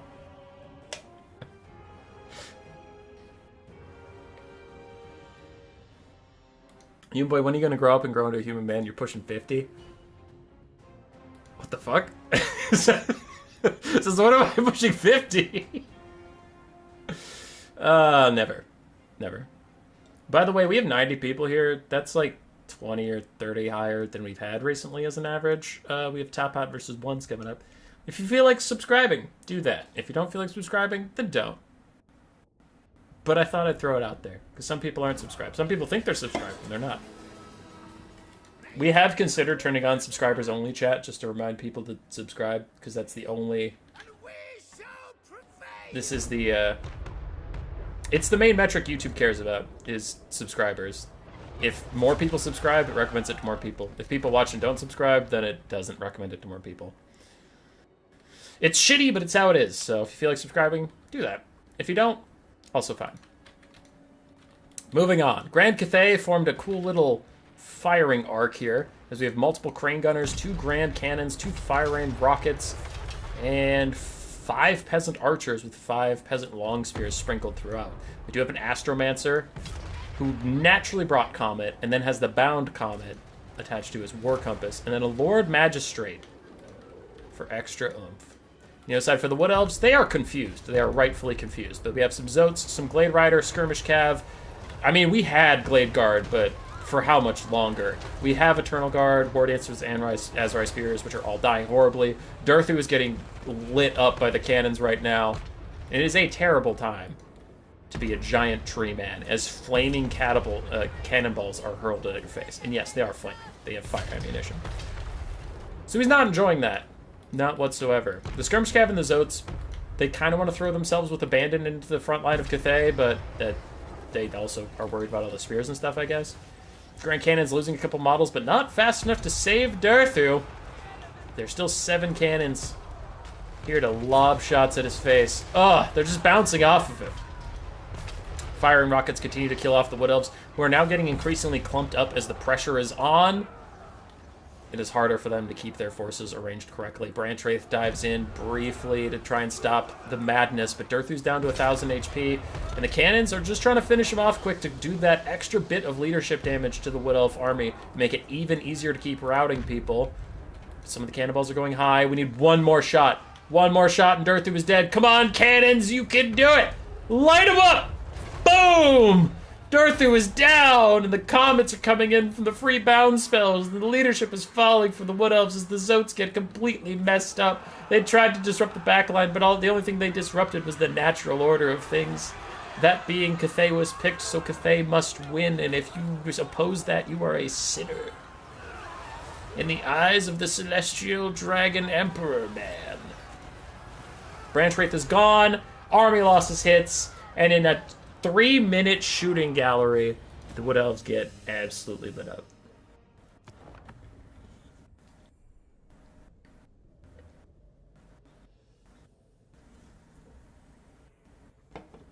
Philip, don't be sorry. Become a patron. Patreon.com/humanboy. I have nothing to offer you. That's the messed up part, is my patrons are the greatest people on the planet. They're awesome. They've stuck with me through everything. And I can't link them to getting the YouTube videos early. So then someone commented that they didn't want to do Patreon. They wanted to be a YouTube member. So I figured out what that was and started it up. But you can give people your YouTube videos early. And I'm like, oh, that's a great reward. But then my patrons ask me, they're like, can we get them for free? And I'm like, I can't get you the membership for free. And I can't link the membership to Patreon. So I can't. So I had to straight up tell my patrons, listen, YouTube memberships is a better deal. If you go there, I won't blame you, but your support is appreciated. I ask my patrons sometimes what kind of streams they want to see and stuff, but it's definitely like, it's not a good investment to be a patron of this channel. It's just nice. It's a very nice thing to do, but I don't pretend to offer a lot of value in return. Rip patrons. Falling Star versus Martinus. Moving on. Oh, I haven't checked in on the tournament in a while. It's like done. Oops. Contrarian with the €6. Subscribe now or your next 58 quick battles will be versus dwarves using Sky Kite with Thunder Barge. Choose wisely. It already is gonna be. Even if they don't subscribe.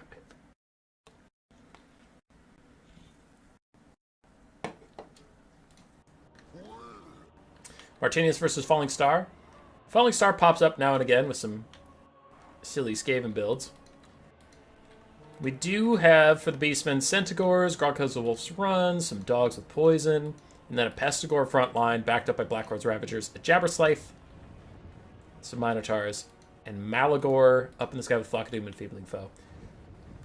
Before you yell at me, people of my server, yes, we are limiting Doom Flayers to 1.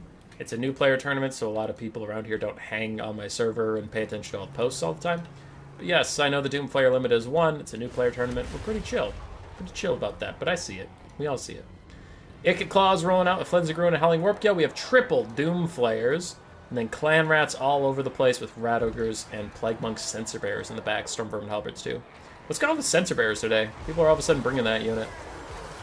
Anyway, Beastmen is not the best faction to bring Doom Flayers in. Doom Flayers are generally pretty good after their buffs, so it's not like a terrible matchup, but it's not OP here. Because Beastmen have tons of armor piercing and a lot of mass, and sometimes a lot of mass that armor pierces. As the Minotaurs are chasing the Doom Players off, the Jabber Scythe is thinking about joining the fight as Blackhorn's Ravagers are going to cleave through as many Clan Rat Spears as they can before they die.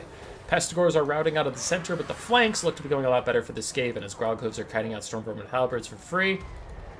And then Centaurs and Dogs are starting to close in. There comes a wraparound.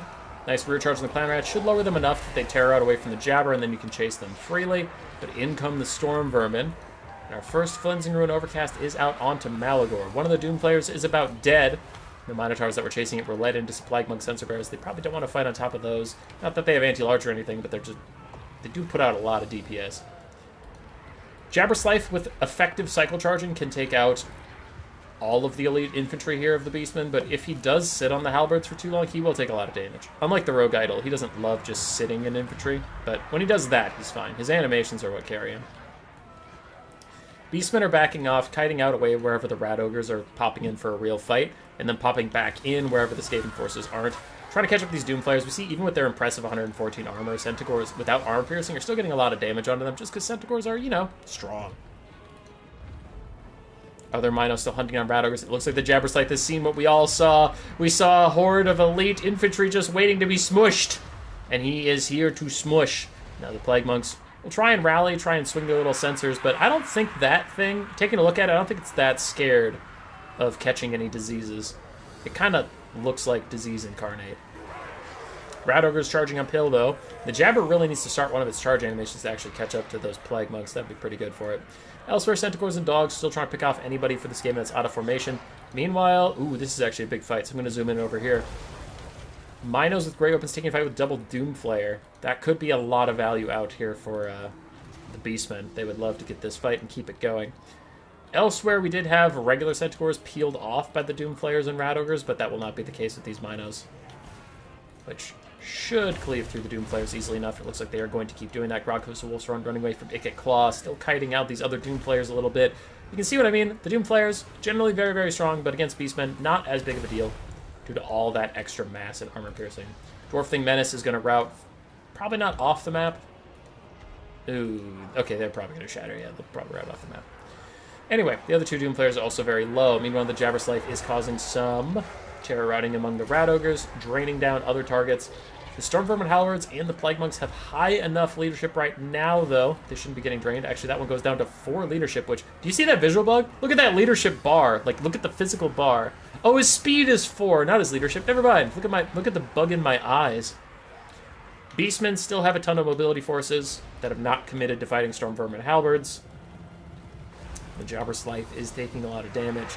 Trying to get out of here as the Minotaurs join the fight. Now the Skaven are in a bit of a lose-lose. Either continue your chase of the Jabber Scythe and get constantly rear-attacked by Minotaurs, or stop and fight the Minotaurs, which they would love to take that fight with you.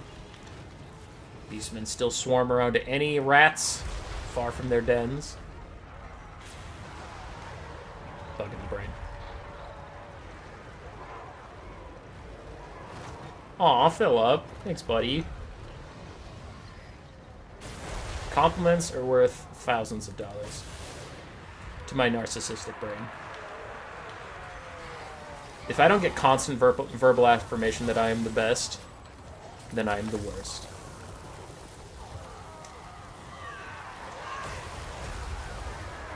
Don't put that evil in the chat. Nice Flensing Ruin out onto the Minotaurs, but the Minos don't take that much damage from that sort of thing. It is a single entity targeting spell, so it's probably better on Malagor or the Jabber. It is okay here, but the Minos and Pestigores together just kill all of the Skaven tools. Ikit Claw has been ignored literally the entire game. We are now down to just 1 below half-health Stormvermin and Ikit Claw versus the world. That is not a recipe for success, it would seem.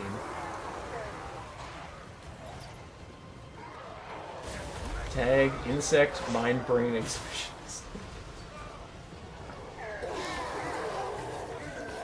Thanks, Jormungandr. Your name looks familiar from Age of Mythology, but I don't know why. Because I haven't played it for many years. No, I haven't played the reworked one yet. Yes, I intend to. I've been busy.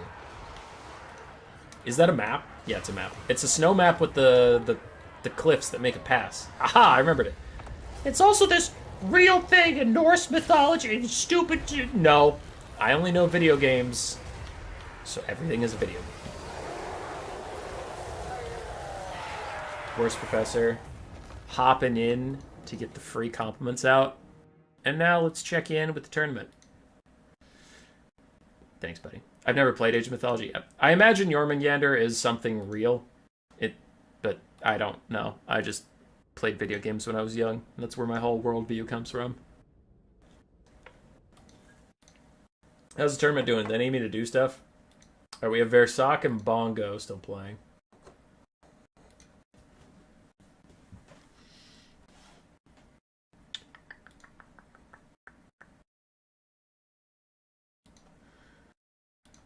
Okay.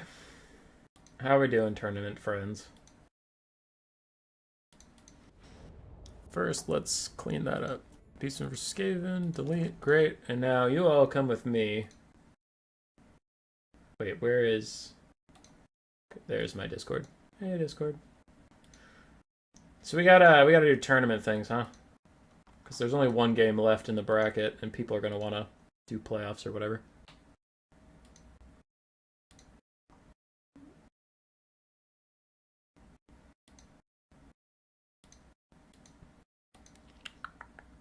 Okay. So Cheveo is 3. Hayseed, he told me round 3 was reported wrong. So he should have 4, right? Okay, so Hayseed has a perfect run.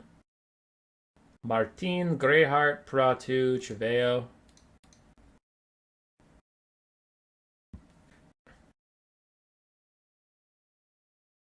Wow. GreyHeart beat Martin. Okay. That is no easy feat. And GreyHeart lost to Bongo, Pratu. I'm just checking to make sure everything matches up. Pratu. Pratu lost to Cheveo. Pratu. Huh. That's kind of crazy. So could Versok or Bongo have a perfect run? No. So neither of them can win. So Hayseed is the only perfect 4-0 because that was incorrect. He told me that. And I assume he wouldn't lie enough for a fun tournament. That seems incredibly out of character. So I think he just wins. Yeah, I think he just wins. Who's Hayseed playing? He's playing Pretty Steel Bonnet. Which, if he beats Pretty Steel Bonnet, then that solves that.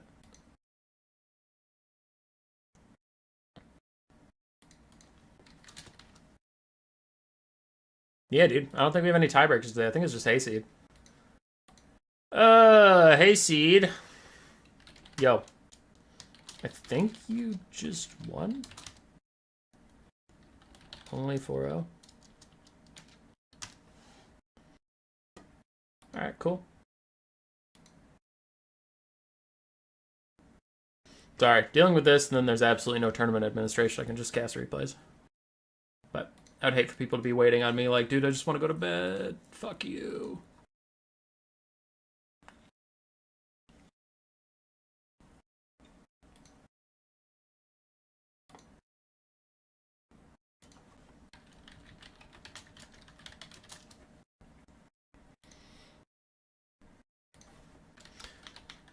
All right.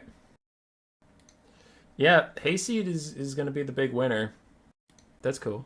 Let me save up these replays from Pra, and then we can get back into the casting. I'll do the announcement a little later, but for now, we'll just keep trucking on.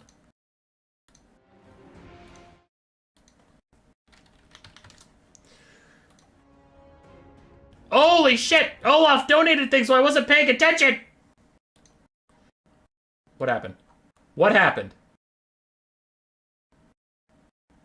Jormungandr is the giant world snake. Jotunheim? Oh, Sir Catbeard's right. It's Jotunheim. Yeah, no, I'm wrong. Thanks, Sir Catbeard.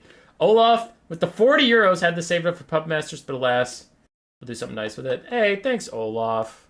Aw. If you live in the US, I can still send it to you. If you live overseas, it would be more difficult. But we could maybe get it done. I did keep 30 copies. No more hayseeds in new player tournaments? True. What about people involved in the Total Tavern shenanigans? I don't think any of them, like, swept. And I think hayseed's gonna be fine. Congrats to hayseed. Don't know Wald the 40 euros. Dude, Olaf is Chad. He's been hanging around the Discord a lot. He's gotten really good. He's gotten really good. Back to the games, friends. Back to the games. We haven't cast any Pro 2 yet. So who else haven't we cast any? Just to make sure we get everybody on stream at least once.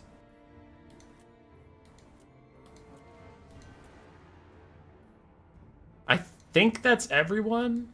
Maybe Krinsky. I don't remember if we actually cast it. Yeah, we did. We cast Krinsky versus Pretty Sub on it. So I think this is the last one I have to do. Is, thought I just had it. Who the hell? What? Whatever. I think we cast everybody at least once.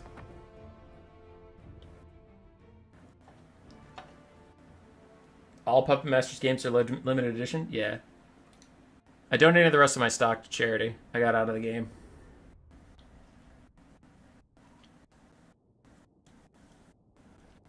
No VC today? Not yet. Hayseed and Versok. Chaos Crumbone with a $2. Fun doing these. Thanks, human boy. Hey, thank you, Chaos Crumpin. It's a pleasure to have you. In whatever name you take. Because your names are different all over the place. I know who you are. For Hayseed and the High Elves versus Versok and the Demons of Chaos. For the High Elves, we have Loblin Seaguard, Pureman Company. What? Spearman makes sense. Pureman Company's strange. I don't know why you want Armor Piercing and Armor Sundering versus Demons. Keepers of the Flame? What? Hayseed, what is this build? Anyway, we have Hand of Glory, Apotheosis, and Tempest on the caster. Sisters of Avalor, Talons Torquilada, Rahagras Pride, Swordmasters of Hoeth, and Warlines of... Swordmasters of Hoeth? What is this build? I am upset. Golden Griffin of Theurgy was what you just saw throughout those Golden Hounds as they walked up and threw their bound spell, though unfortunately threw it on a single entity, which doesn't do that much damage. And Tempest is currently slowing its speed by 60% while also dealing a little bit of damage. For the rest of the Demons of Chaos build, we have Karanak, the Golden Griffin, Herald of Tzeentch with pink and blue fires, a whole bunch of pink horrors, one of which is a Sour Guts. We have some Screamers here and there, Nurglings for a front line, and then 2 Rotflies? No. There's a Rotfly and then the Plague Drone ROR Death's Heads. These are 2 legendary builds. Absolutely legendary. Talons Torquilada trying to rally and fire around with the Angels of Decay again. As the Angels get into the distance, but I'm not seeing where the damage comes from for these Demons of Chaos. Where's the damage? Where's the beef? Rotflies get a free rear charge onto the War Lions of Krace, because War Lions couldn't possibly countercharge something that is, you know, flying. But arrows do a hell of a job versus the Demons. Demons do not like archers, and it shows. They are dying.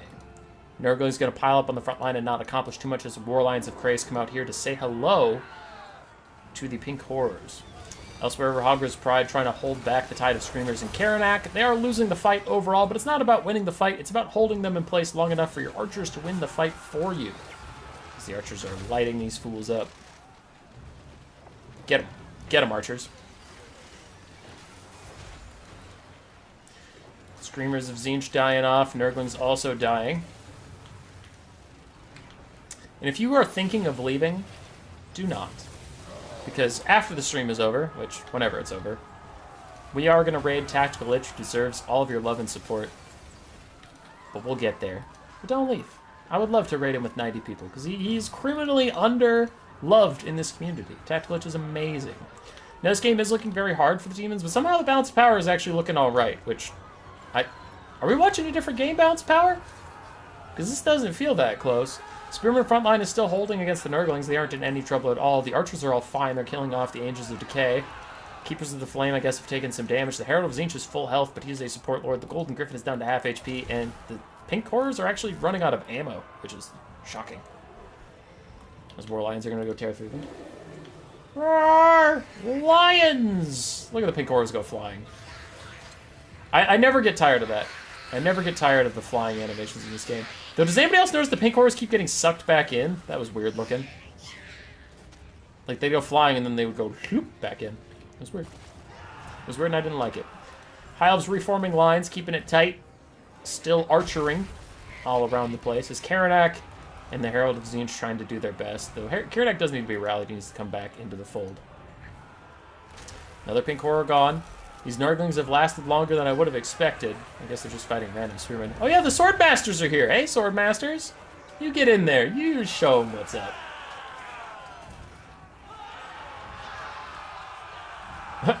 Lil Trill. Well, of course I need to be your favorite, but you can... Chat Glitch is an acceptable second favorite.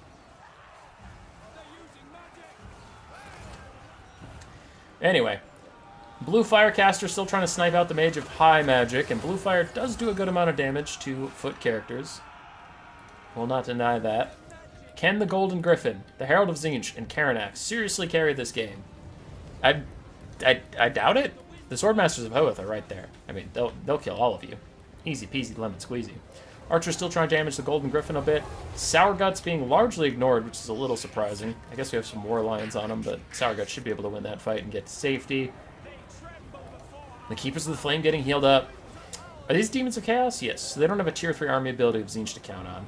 I was going to say, the only way I could see them winning this is if it was true Tzeentch, they could get a tier 3 army ability of Tzeentch and just nuke these guys if they weren't paying attention. But it's some serious RNG if you get that.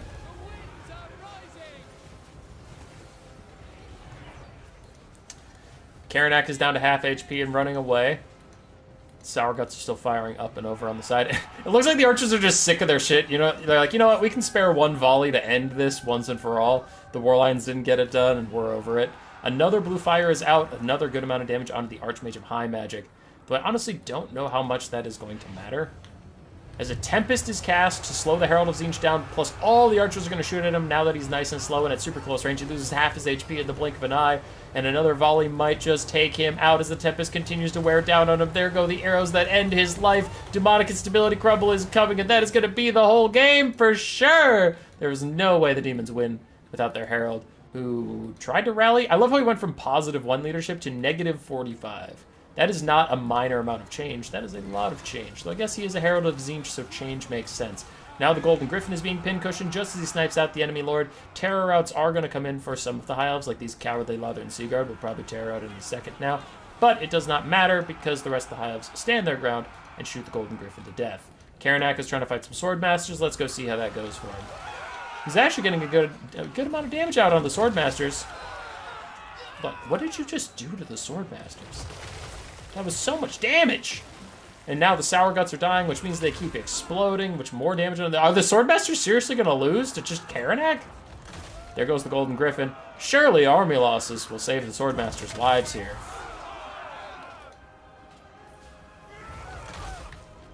Swordmasters, you're pathetic. My office, 45 minutes. Tactical was one of the first serious talks about this game I heard. Yeah, Tactical is great. I love that guy.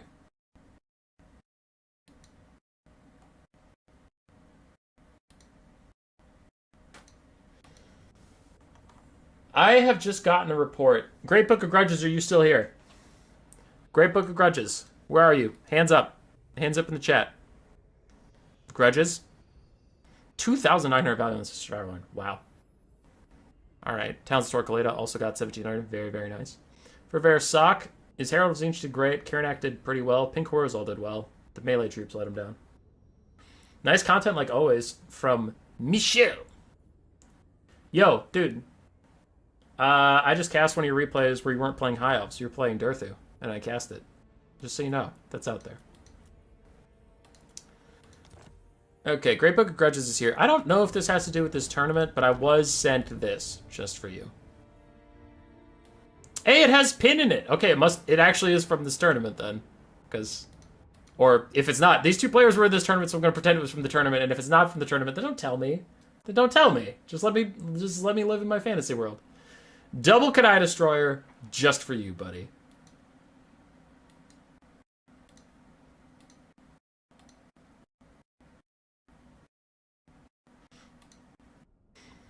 Topot versus Pin. Great Book of Grudges, you're in chat with some of the people playing this tournament right now. They probably just heard you talking about it and came to your aid.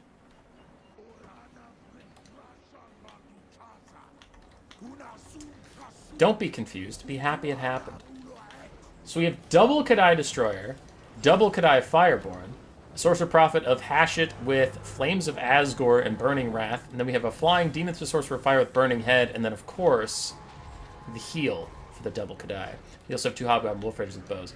Now, I acknowledge, my dear friends, that this build does not have enough models to meet tournament standards. Once again, it's a new player tournament. We're generally pretty chill about those kind of things like the rules. Also, you could just take 1 Goblin Laborer and you'd be like, fine. Zulahu! Alright, where's Professor? That's good. That's good. I don't know how to respond to Zulahu, but we'll take it. On the other side, we have a Celestial Lion and a Great Moonbird to harass this Demon Sorcerer of Fire. On the ground, we have a Metal Caster with almost all of her spells, which I should cut some of those. Double Crane Gunners, a Celestial General with his Sweep and then his Command, and then Celestial Dragon Guard and Jade Warriors. But the Kadai cometh. Can your hyper-elite braced halberds truly stop such a vision of destruction? The answer is probably. The answer is definitely probably. As the Crane Gunners continue to light up the other Kadai Destroyer, this one is in here, though there are an awful lot of halberds to stop his vision. Meanwhile, the Kadai Fireborn also get in. The Bullcaster man is just trying to get to safety. Well, the Sorcerer Prophet of Hashut is getting upset. But actually, wait, this build is so tiny that a Flames of Asgore could actually do a lot of work. As the Kadai Fireborn get to the back line and disrupt the Crane Gunners, doing lots of damage to them. Going to rout them off soon, get some bounds of power back. But the double flying monsters of Grand Cathay, isolating out the Flames of Asgore caster, not going to allow him to show up. There's a Burning Head onto the Celestial Dragon Guard. The Crane Gunners are going to rout. Balance power is evening out for a little bit. Do we have our first Reforge yet? Because you should definitely cast that. You should cast the shit out of that onto the Kadai that's super wounded. So do that. Sorcerer Prophet of Hash taking a lot of damage. One of the Hobgoblin Wolf Raiders probably has to go into melee to just sacrifice its life for the greater good.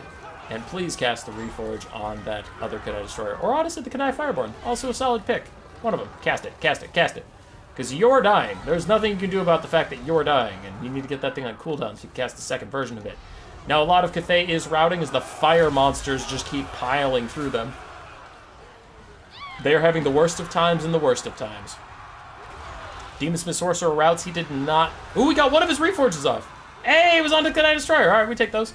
Okay, yeah, whatever. Die. I don't care about you anymore. The Sorcerer Prophet of Hashut is back.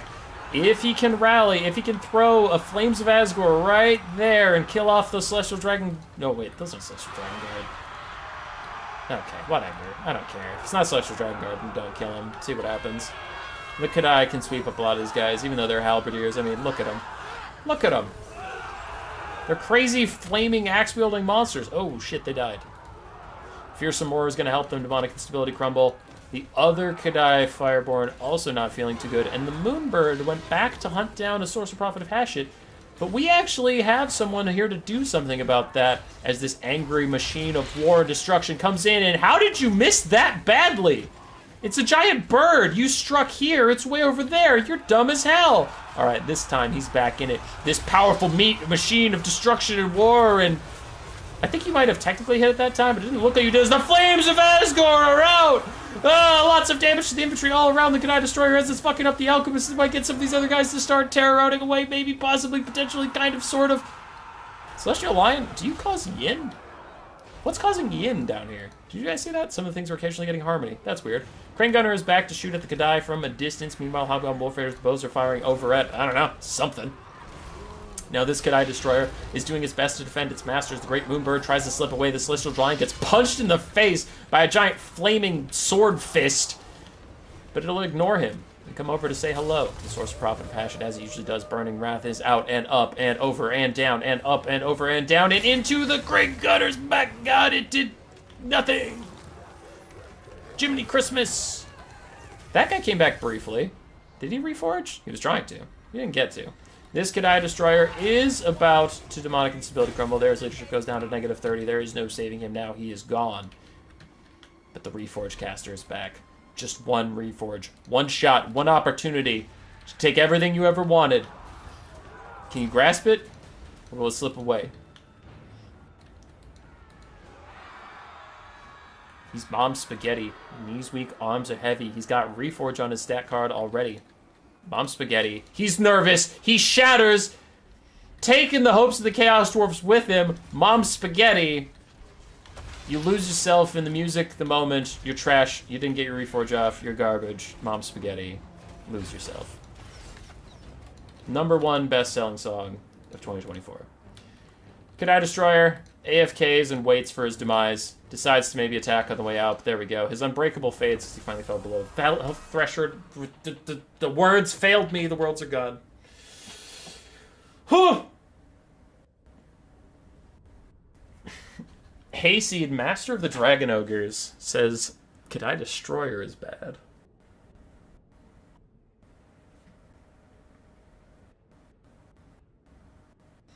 Snip, this is your first turning. You were smacked when you saw 2 Kadais. Hey man, we have fun here, Snip. And we hope to see you in future ones, because they're a lot of fun. And we like hanging out with you. We hope you had a good time. If you didn't have a good time, I appreciate you giving us a chance, brother. But we're here. We host every week. We host a new player tournament. I do switch the time zones around to try and include as many people from as many different time zones as we can. But every other week, I'll be back at this time zone, if this was good for you. Right? Cool?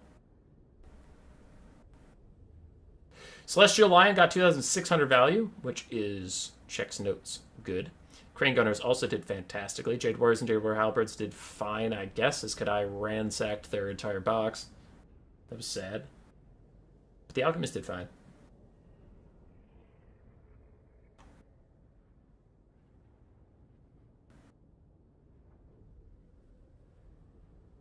You gotta respect the Kadai hustle. It was a good hustle. It was a good hustle. I have 2 messages. What are they? Hayseed versus Johnny Cash.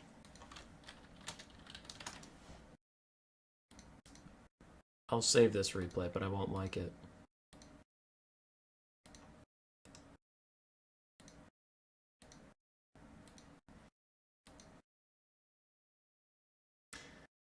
One second, my friends. 1 second, wait. I'm a... Alright, so Hayseed had a perfect 5-0, because I had to play an extra game against the people that joined the tournament late. So even if there was an argument that the people that aren't on the Total Tavern page should have won the tournament, Hayseed beat them too. So he is officially our winner for this tournament. Let's go. Nice job, Hayseed. So proud of you, buddy. He's just the best. He's just the best. Did I already finalize the tournament? It looks like I did. So I'm going to exit out of it now. We're going to go congratulate Hayseed.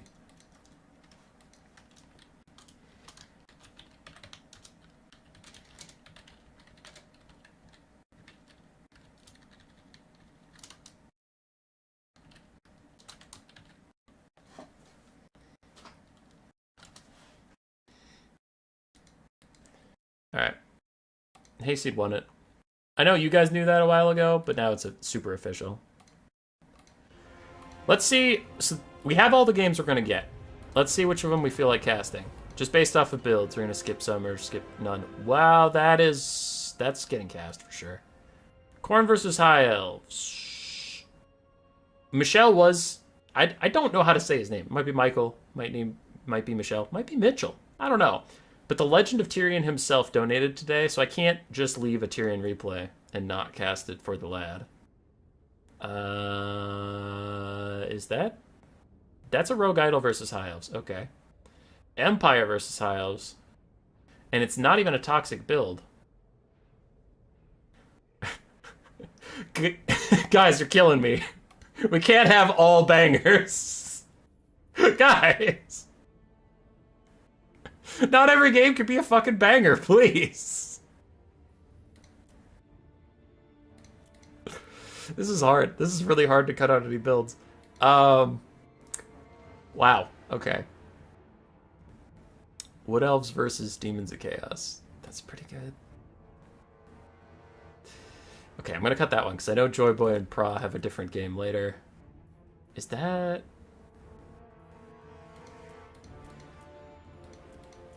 Oh. That's a Sun Dragon and Beastman. It's Valkia. And Corn. Corvis, Glaive. Ah. I can't cast both of these. I can't cast both Tyrion games. I'm gonna cut the Beastman. There's been a lot of Beastmen in our lives. We had that one earlier from a different perspective. That one's fine. Recommended must watch. Apparently I must watch it, so I guess I am. Martinus versus Falling Star. That does look kind of cool. We have that from a different perspective, so I'm gonna cut it. Dwarves, yuck, cutting it. But it's pinned. I'm still cutting it, but I feel bad about it now. Skip, we have Corn and what else later? It's dwarves, but it's Snip. Fine, we'll cast this one. So we have all the games we're going to cast.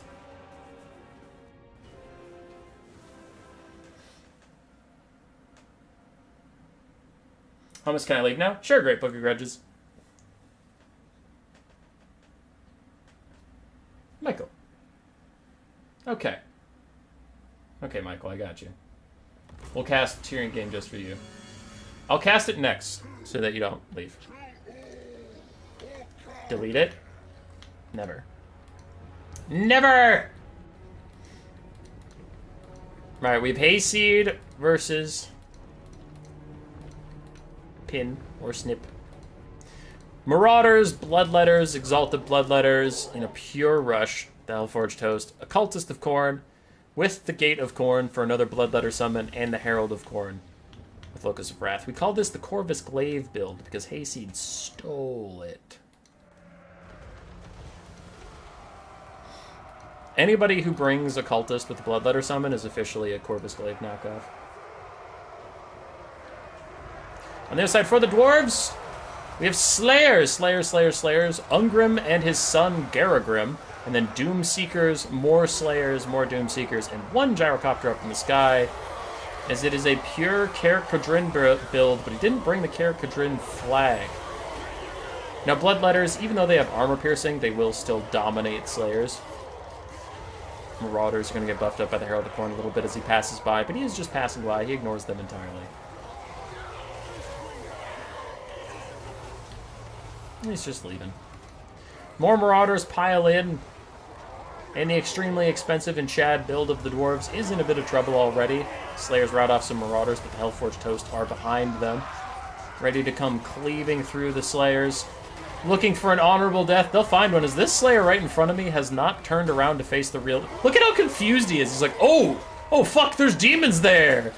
And then he cleaves one quickly before he explodes in a shower of blood and is murdered. Yeah, okay, that tracks. Elsewhere, we have Doom Seekers throwing their weird chain axes around. One of the cooler models in the entire game. I love hanging out near their fights because of the sound effects of the chain axes and then the occasional just whee that goes flying through the sky. So let's listen.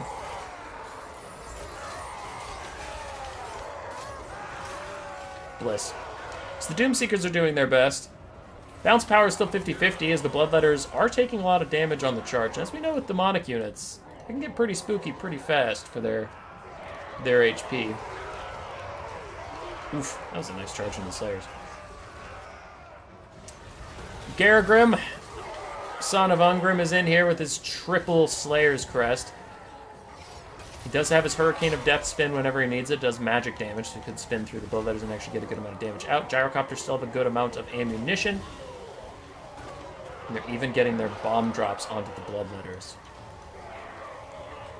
Garagrim's going to need to spin soon, as he is surrounded by a bunch of low Bloodletters. If he could get a spin off, he might actually kill all three of them. Just get them low enough to crumble away. In the distance, Doom Seekers and other Slayers getting killed off by the Herald and his Exalted Bloodletters. So the Dwarves are going to have to kill this pack and then reform lines and face the oncoming host. Garagrim's just down in there. You can see his little triple mohawks over the top. One of the Bloodletters is starting to fade away. Ungrim takes a big chunk of damage from the Cultist of Khorne. It looks like he's about to return it with gusto, though, as he is beating up on that punk. And has that punk used his Bloodletter summon? No, he is using it right now. Ain't gonna lie, I forgot Garagrim had the spin. That is fair, Snip. That is fair. The Bloodletter summon is out, but Ungrim is determined to take that Cultist of Khorne with him. The Herald of Corn is playing with fire by being over here next to the two... Oh, yeah! Just as I said it. Next to the two exact things that want to give real trouble, he'll back off. His Ungrim goes down to 300 HP. He will die very shortly. Still has all of his buffs. He hits the Herald of Corn on the way out. And in 3 hits, he and Garagrim got the Herald down to half HP.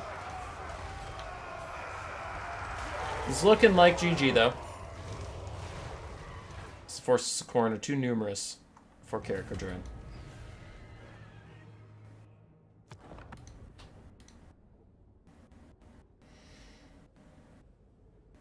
We appreciate. He would have gotten a whole point if he had put the Ungrim's flag up instead of Krasakarak. Seems 2,000.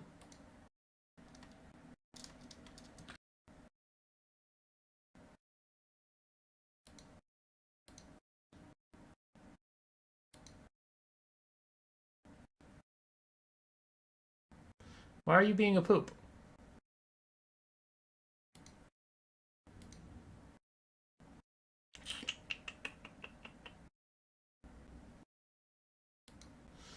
My connection? Yeah, it's not you.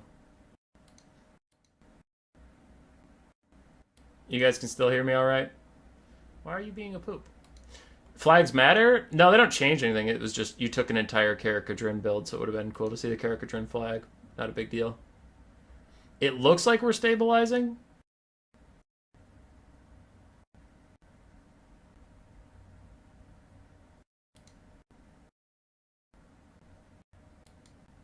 I don't know.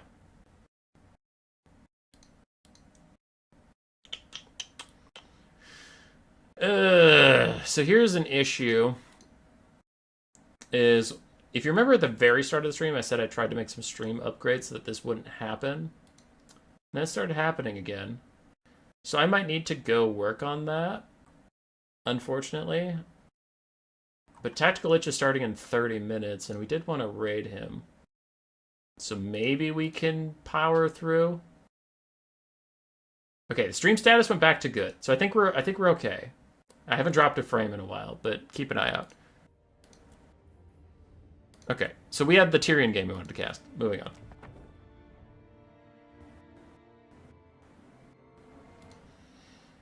Just know in the background, in general, I am trying to get a different streaming software. I think I'm going to move to OBS. We have Pro 2 versus Scorvis Glaive.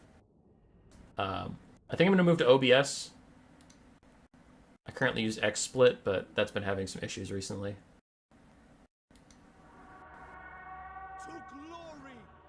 So, we are aware of the issues, and I actually intend to work on some of that after this stream. Now I'm just paranoid watching the stream thing. High Elves versus Khorne. Triple Illyrian Reaver Archer. All firing away at Marauder Horsemen throwing axes. There's 3 Marauder Horsemen throwing axes of Khorne. 3 Illyrian Reaver Archers do some skirmishing. But let's focus. Tyrion on one side. On the other side, not on the other side. Yeah, that was thrown off. Shield of Thorns and Earthblood for the casters. White Lands of Krace as the front line with some Phoenix Guard and double Eagle Claw Bolt Thrower with the Fireborn in the back. For Khorne, we have Furies and Fleshhounds of Khorne. Bunch of skirmish cab, and one of the Furies is about to die. It's trying to kill a Bolt Thrower as it goes out, but it is fighting the Fireborn, so it'll die very, very quickly. For the main Khorne force, we have some Minotaurs, we have Marauders, a Bloodletter, a Blood Shrine, and Valkia. Valkia is very good against High Elves. Her spear on their tight formations is fantastic. Did you try yelling at the modem? I don't think it's an internet problem. It's definitely a streaming software problem. Anyway. Eagle Claw Bolt Thrower is trying to fire up and over as Fleshhounds and Chaos Series of Khorne dive in behind them. Other Fleshhounds have also joined the fight, but they're a Phoenix Guard in this battle. So the Phoenix Guard are living their best life. They can swing in all directions and get hits on good demonic targets to protect the Immortal Emperor. What is opponent points in the sight on the tourney? It tells you how well your opponents did. It's a tiebreaker mechanic for if people use those things, which we don't generally because we're more casual. But like, let's say you got 3-1 and your opponent, another person got 3-1. To determine the tiebreaker, it'd be like if you lost to someone whose opponent points was like 7, meaning their opponents eventually scored 7. Someone else lost to someone whose opponent's points was 12. Then you losing to a person who is worse means you would lose the tie. I know that was not very clear because I'm trying to explain it quick while also getting back to the game, but like, yeah. Higher opponent points means you lost to a better opponent, which could help determine a tiebreaker. Anyway, moving on. Blood Shrine of Khorne, providing a bunch of buffs for Marauders. They can get through the White Lines of Krace, but the Dragon Princes are here to push back the Tide of Darkness and probably take out that Blood Shrine at the same time. Still have one Bolt Thrower alive up on top of the hill, and Tyrion is on the low ground, fighting with Fleshhounds of Khorne, really undeterred about anything he could fight here. I don't think he's worried about anything on the battlefield. Period? No, not period. He needs to avoid those Minotaurs of Grey Opens. That's really it. You got the highest opponent points? Snip! You were only playing elite, overpowered people. Jormungandr, I get that reference. That's about Saurus. That isn't about Phoenix Guard. I see what you did there. But the Minotaurs are stuck fighting Phoenix Guard, which is not great for them. It is great for Tyrion, who, as soon as the Minotaurs are dead, can probably solo carry this entire game. I'm not even joking, because there's no other halberds or anything that can deal with him. Valkia has anti-large, but Tyrion is a much better duelist than she'll ever be. So Khorne still has an awful lot of infantry running around causing problems. For the High Elves, they still have the Fireborn at half HP, they have a Healthcaster, and they do, of course, have Tyrion himself, who now has Faint Repose popped, giving him 107 and 96 for melee stats.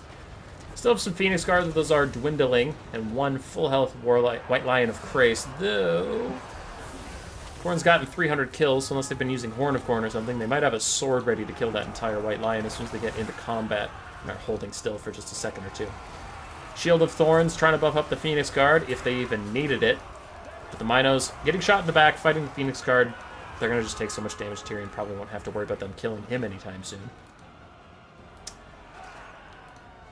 Up on the high ground, Marauders fighting against the White Lions of Krace. White Lions should be able to win that. And keep the Eagle Bolt Thrower online. Still poking with the Minotaurs and a rear charge in from the Fireborn. They just pile straight into the forces of Khorne to bail out Tyrion if he needs it. His leadership is strangely not doing well. Tyrion, figure it out. Tyrion, you are full health and you are a Lord of the High Elves. You are fine. You do not stop fighting no matter what happens. If you rout, I will come to your house and I will steal your candy. I like how the Lifecaster just became Healthcaster. Yeah.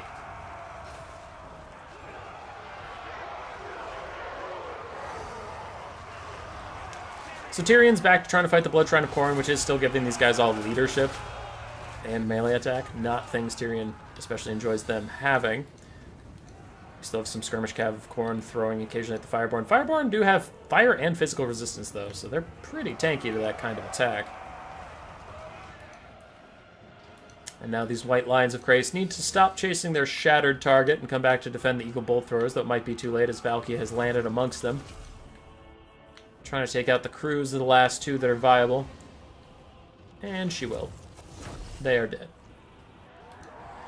Bounce power slightly high elf favored, I would tend to agree, as the once healthy White Lions have taken a bit of a beating.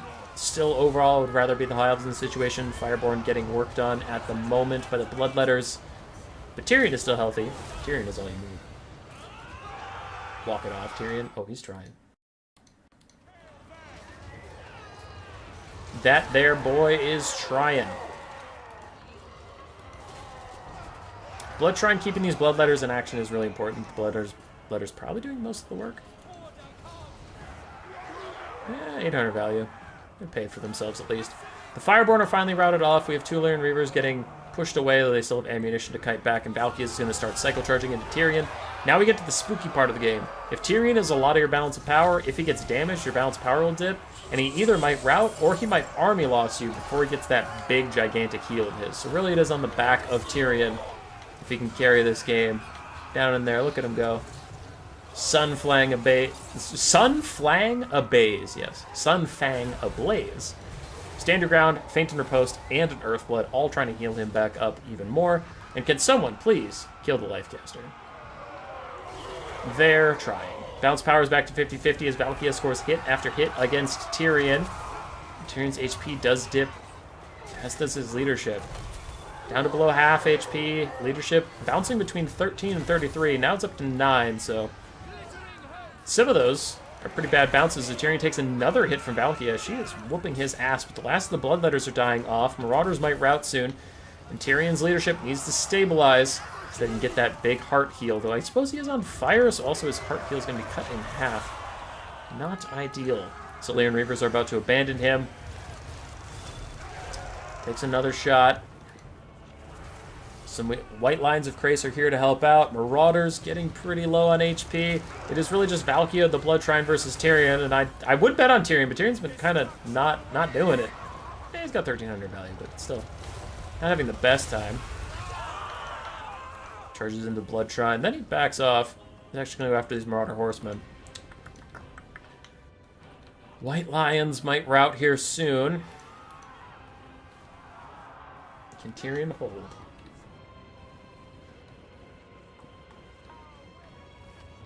Anybody know Valkia's mass? Let's look. Mass of 1,100. Tyrion's mass is 1,300. Valkia is still hitting Tyrion quite a lot. He needs stand your ground for the leadership. He doesn't need feint and riposte for the stats. I mean, it'd be good, but he needs the leadership much more. There it is. Stand your ground keeps him in the fight. Just long enough. The health caster is still nearby, but there goes the Blood Shrine of Khorne. Horn of Khorne down to give everybody more melee stats, try and get through Tyrion's very strong melee defense, and feint and riposte is even popped. 120 melee defense for Tyrion. He is going nowhere as the Blood Shrine dies. Without its extra leadership, it looks like the Marauder Horsemen and other Marauders will be routing as well. So it's going to be a mass rout. I don't know if Valkia can solo carry this.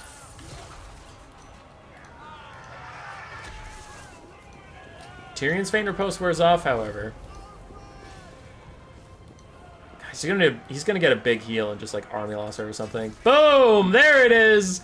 Big heal, and he hits her in the face. And all of a sudden it's a Heil victory.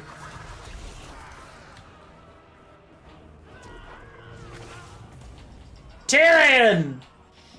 Avenarian, wielder of Sunfang, heir to the Phoenix Crown.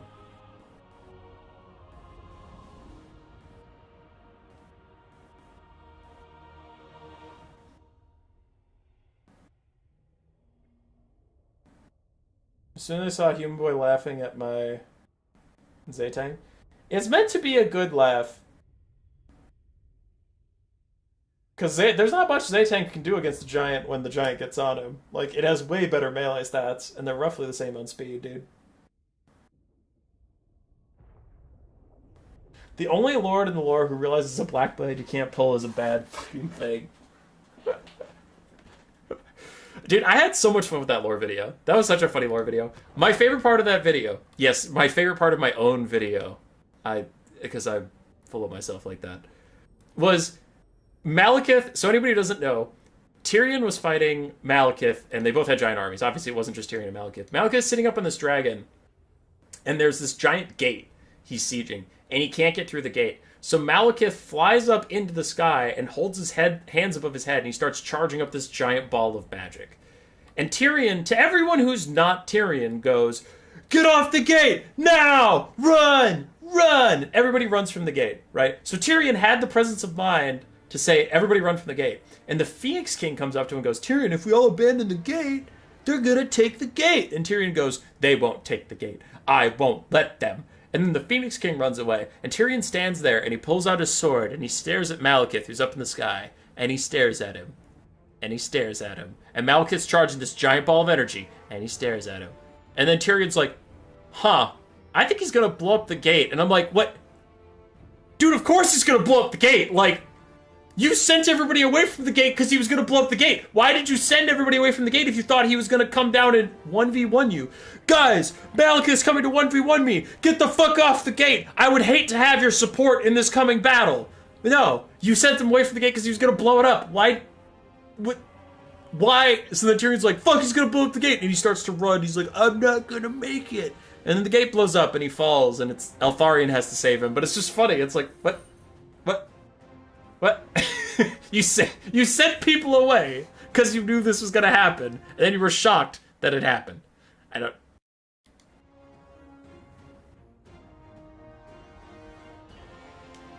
How is Tyrion so darn competitive? I wouldn't say he's competitive. He's okay. He's okay. The main problem with Tyrion is why he's not like super meta, is he is expensive. and he's not a caster, so you have to take a caster as a hero. But he's not trash either. I think he's, like, fine. Not meta, not bad. He's fine. He has crazy high melee stats. He has a self-heal if he doesn't route. And Sunfang can be okay at clearing out some chaff infantry. So, like, he's a fast duelist who's solid, but he's a specialist. Big of muscle, small of brain. Alright, for Topot versus Corvis Glaive. Corvis, not bringing a caster, because he never does. So for the grain skins of Corvis, we have Black Orcs and Orc Biggins and Orc Spears. It's all Orcs, Orc Boar Boys, and then we do have a River Troll, the only non-Orc here, with Grimgor Ironhide leading them out. Oh, and we have some Goblin Wolf Raiders who are sneaking up. For the Vampire Coast, we have some Deck Gunners, some Scurvy Dogs, 5 Bloated Corpses through various points of the forest, some Sirens, Hand Gunners, Hand Cannons, Solastra, and Bomber Bats. The Goblin Wolf Riders. Snip, if you're still here and you were worried about how you felt about Zaytang, I mean, we did just have some Goblin Wolf Raiders sneak up on these guys and then stop dead and not get orders for a while. So, it's a new player tournament. Things happen, dude. It's fine. I think you played plenty fine. Bloated Corpse gonna catch these Orc Boar Boys and blow them up, trying to protect the back line. Other Bloated Corpses. Hey, Squigs. Hello, Squigs. Where did you come from? Other Bloated Corpses, ready to peel, and this one needs to run straight at that Black Orc. Run at that Black Orc. Run at that Black Orc. Yeah, he's going for the Black Orc. Yeah, he's going. Yeah. That was great Bloated Corpse value. And another Bloated Corpse got a Squig Herd. Yay! Bloated Corpses actually doing good. I mean, a Black Orc just walked straight into a Bloated Corpse. So, like, mistakes happen. Your Zaytang versus Giant replay was my favorite so far. I enjoyed it so much. It made me so happy. Also, your Moonbird was hilarious versus the Greenskins. I loved it. I would change nothing. Bloated Corpse tried to sneak through, ends up blowing up his own troops as he tried to get to the other Black Orcs, but he did his very best. So where did we end up? 1 Deck Gunner is still alive. All the rest are dead. Dogs are very wounded. The frontline guns are mostly compromised. We do have 1 hand cannon left and a hand gunner left uncontested at the moment. Scurvy Dogs with Silver Chevron fighting Orc Boar Boys on a hill. The comparison is unfair to Season 8 Game of Thrones, which is much better than the End Times. In my opinion, the End Times is extraordinarily low.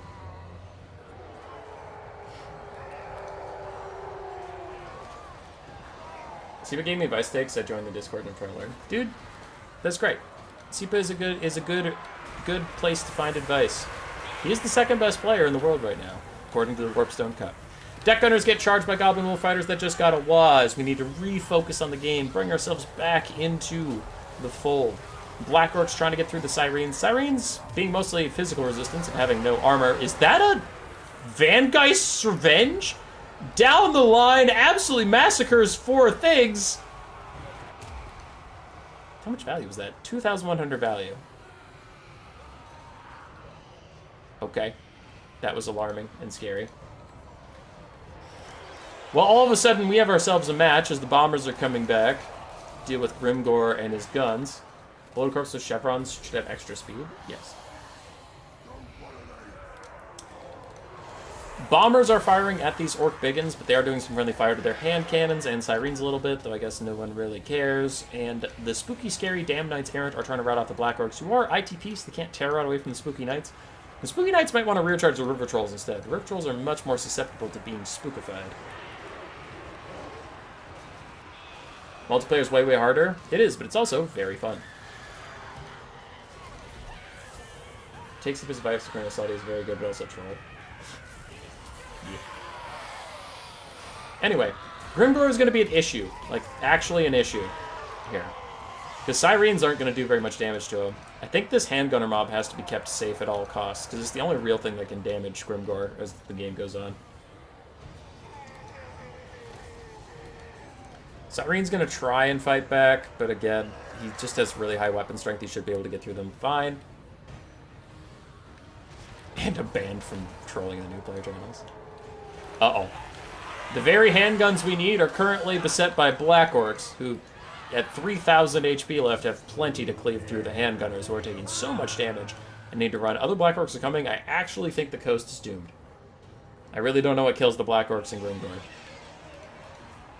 Maybe another well-placed Vangeist takes out some of the Black Orcs, but then that leaves Grimgor. The bats are out of ammo, and they're bomber bats anyway. Sirens are pretty low. These handguns are the only hope of victory for the coast.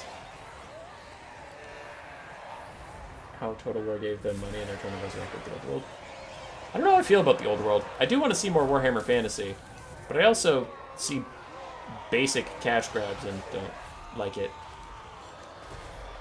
These Sirens getting attacked by the Orc Boar Boys, who finally finished killing dogs on the high ground and are finally here to help out Grimgor, though they might rout. Yeah, they're gonna tear out. Guaranteed.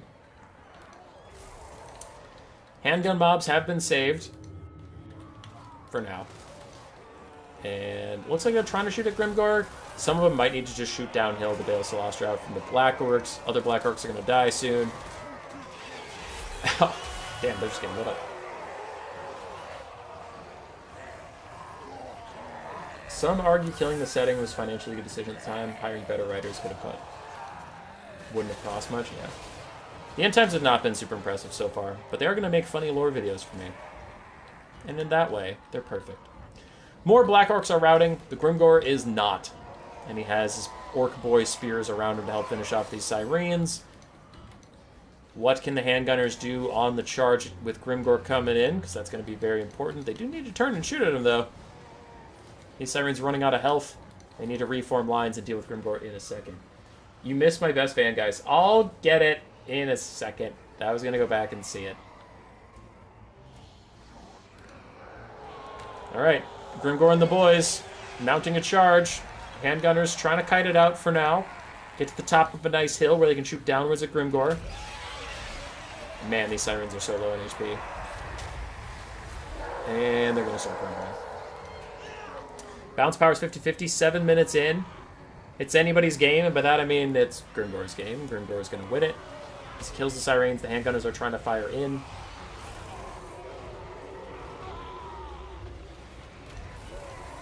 Celestra, is there another crab summon? No, she didn't even bring the crab summon. She brought Vangeist.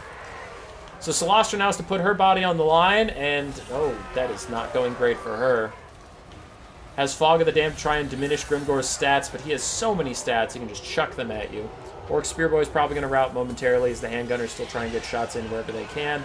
And through the Fog of the Damned, it is hard to see what's going on in there, but Celestra's getting some distance from Grimgor. You have to assume that's good for her, as the handguns finally get a couple shots onto him. Grimgor is immune to psychology, so you can't rely on a late-game terror route to just screw him over. The handgunner's getting good shots onto him. I'm getting a little worried for Grimgor. If he truly just has to take this fight in front of handgun mobs this whole time, he is going to get whittled down. Get back here for more leadership, but all of his Orc boys are already routing, so they will not be there to help him out. Celestra is getting more hits in than I think. And how did you miss? 62 melee attack versus a 35 melee defense. How did you miss, dude? Wow. Grimgor, you should be ashamed of yourself. The handgunners are getting a lot of damage out. It looks like he finally realizes that he should maybe turn and go deal with them, though Celestra does get a rear attack out. Oh, Fog of the Damned Overcast lowers his leadership enough for him to rout. Only these Orc Spear Boys keep the game going, but it is not going to be enough, as I mean Celestra's just going to chase him off, or he's going to get shot, and that is GG. I am shocked that Overcast actually routed him. That saved him. So good.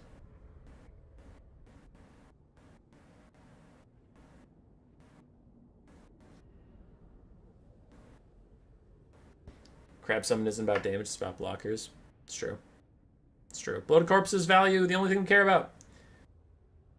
Some of them did okay.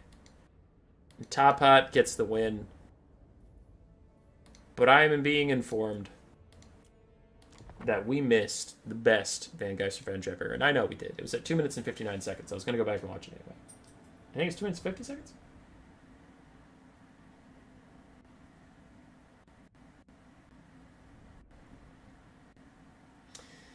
the advisor was honest with Bellicor. Who would watch such a thing? Alright, 2 minutes.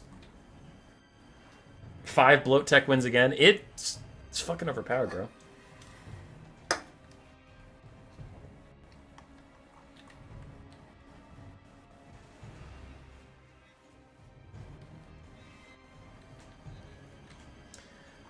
$40 seconds. 20. Alright, so right around here, the Vangeist goes right down the line. So what does it get? It gets 2 Black Orcs, an Orc Biggin, and then some Goblins on the end. Oh. And what's her value before this cast? 0. Okay, she has 0 value.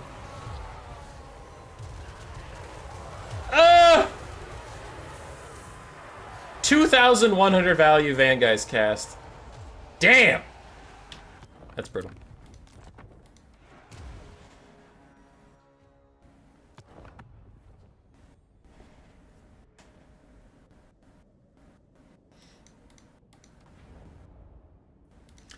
Kitty Cat's here.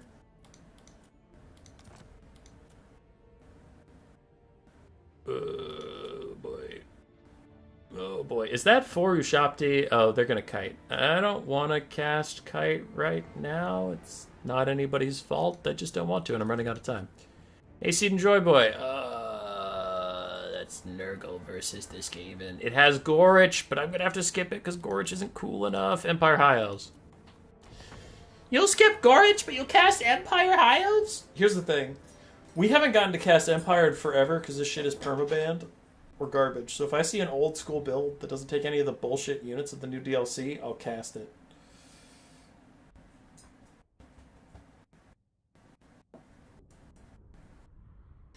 I love Empire. Empire used to be one of my top 3 factions before they got a DLC that ruined everything fun about the faction, made them crazy overpowered. Alrighty. For the High Elves of Pra 2, we have some Dragon Princes, including the Fireborn, an Arcane Phoenix, Spearmen, Archers, including the Towns of Torquelada, more Spearmen, Ranger Frontline, some Valyrian Reavers, and Techless, Flock of Doom, and Regrowth. On the other side, for the Empire, we have 4 Huntsmen? 4 Huntsmen, 4 Crossbowmen, a Hellstorm Rocket Battery, Hellblaster Volley Gun, an Empire Captain, Boris Toddbringer on foot, and then a Celestial Wizard with Chain Lightning, Thunderbolt, and Wind Blast. Okay. Looking at this Empire build, there is an awful lot of ranged and not a lot of melee to protect it. Only 1 Empire Knight. So the High Elves are going to have to use their cavalry and get in here and disrupt a lot of things. But the shooting of the Empire is getting rather oppressive, as we have a Lightning Bolt trying to hit the Spearmen, though they dodged at the last second. Archers are trying to move up and get in range of the Hellblaster Volley Guns, who unfortunately for themselves have medium range, which means they can just get ranged by archers and kill them very quickly.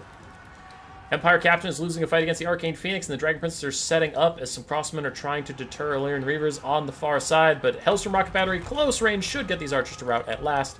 The other 2 archers are soon going to get into range of the Hellblaster Volley Gun, though. And that'll be a dead artillery piece. Archers do real good damage to artillery pieces. The heavy cav of the High Elves has hit the first of the defensive Empire lines. Arcane Phoenix is going to even land in and lend some terror to the area.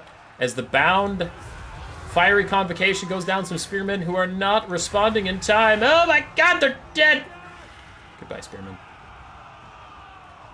Spearmen are doomed. Speaking of other Spearmen, the Spearmen of the High Elves got rear charged by Empire Knights and they're surrounded by stuff, so they will also rout off soon, but the Hellblaster Volley Gun is shattered, and this whole side of the Empire formation is falling apart as the High Elves are now just starting to roll down the hill, keep going through any Imperials they find, and a big Flock of Doom from Techless Overcast will do some nice little poke damage here to the force of the Empire. Not a huge deal, though, as the Arcane Phoenix might be going for a Fire Poop.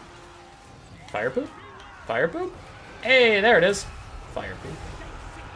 The Empire clumping up a bit much. It is hard to prevent that, but you will need to for success in the future. At this point, the Empire is probably doomed. Their ranged units do not have the spread out formation they need to keep firing. They do not have the melee units they need to keep firing, so they're going to spend most of the rest of their lives running for their lives while cavalry run them down. Boris Todbringer is looking for beastmen as he holds the front with his huntsman companions, but they are no match for High Elf Rangers. The Empire's getting routed off. Do we have a tournament winner? Hayseed, yes. He won? Yeah, he did. Hayseed did great. We were proud of him. The Spearmen are getting run down by Dragon Princes. They hold for now. But not for long. The Celestial Wizard's doing his best, I assume. It's so hard to hit with some of the spells he took, especially Chain Lightning. Chain Lightning... I've tried to make it work, even after the Vortex changes where they slowed it down so it stays in the same area longer. Chain Lightning still doesn't do any damage. High Elves played good? Yes, they did. They played pretty good. Lyran Reaver's trying to charge Crossmen, though they did just get shot. One leadership keeping them in it as they charge down the Crossmen. We'll get into melee, and then winning in melee combat should keep them here. I'm kind of surprised Army Losses hasn't hit. I feel like the Empire has lost a lot, and the game's like, nah, they got it. Nah, they got it. Which, doubt. And Hayseed wins another new player tournament. This is the first one he's won!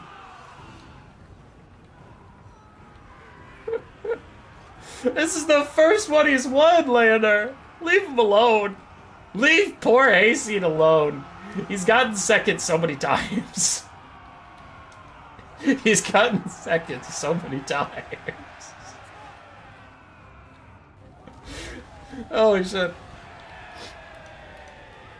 I love that, because I don't think it was intended to be flame, but that is such, like, accidental or passive-aggressive flame of, like... And Hayseed wins another new player tournament where I bet on, like, 2 or 3 tournaments in a row. I'm like, Hayseed's gonna win this one for sure. I even named a tournament after him. I said, the new player tournament, parentheses, Hayseed's gonna win. We all know that. And then he gets second, it's like, oh, fuck, now I feel bad. And Lara just comes in, like... This fucking guy. Holy shit. No, Hayseed has not won before. As I noted, he has been very close.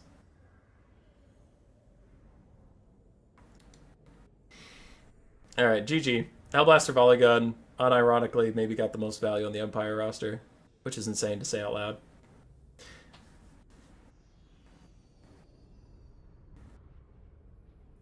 Even the ones he didn't participate in, he got second. It's true. Well, it's not true. That's a lie. Rogue Idol versus High Elves.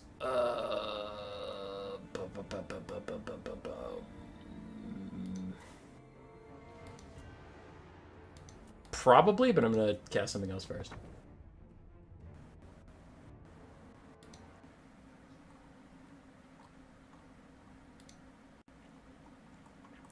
We'll go raid Tactical Lich soon. So don't worry, my friends. There is more Warhammer content coming your way. Now, Hayseed versus John Cash. I'd like to formally apologize to Hayseed. I didn't know the background.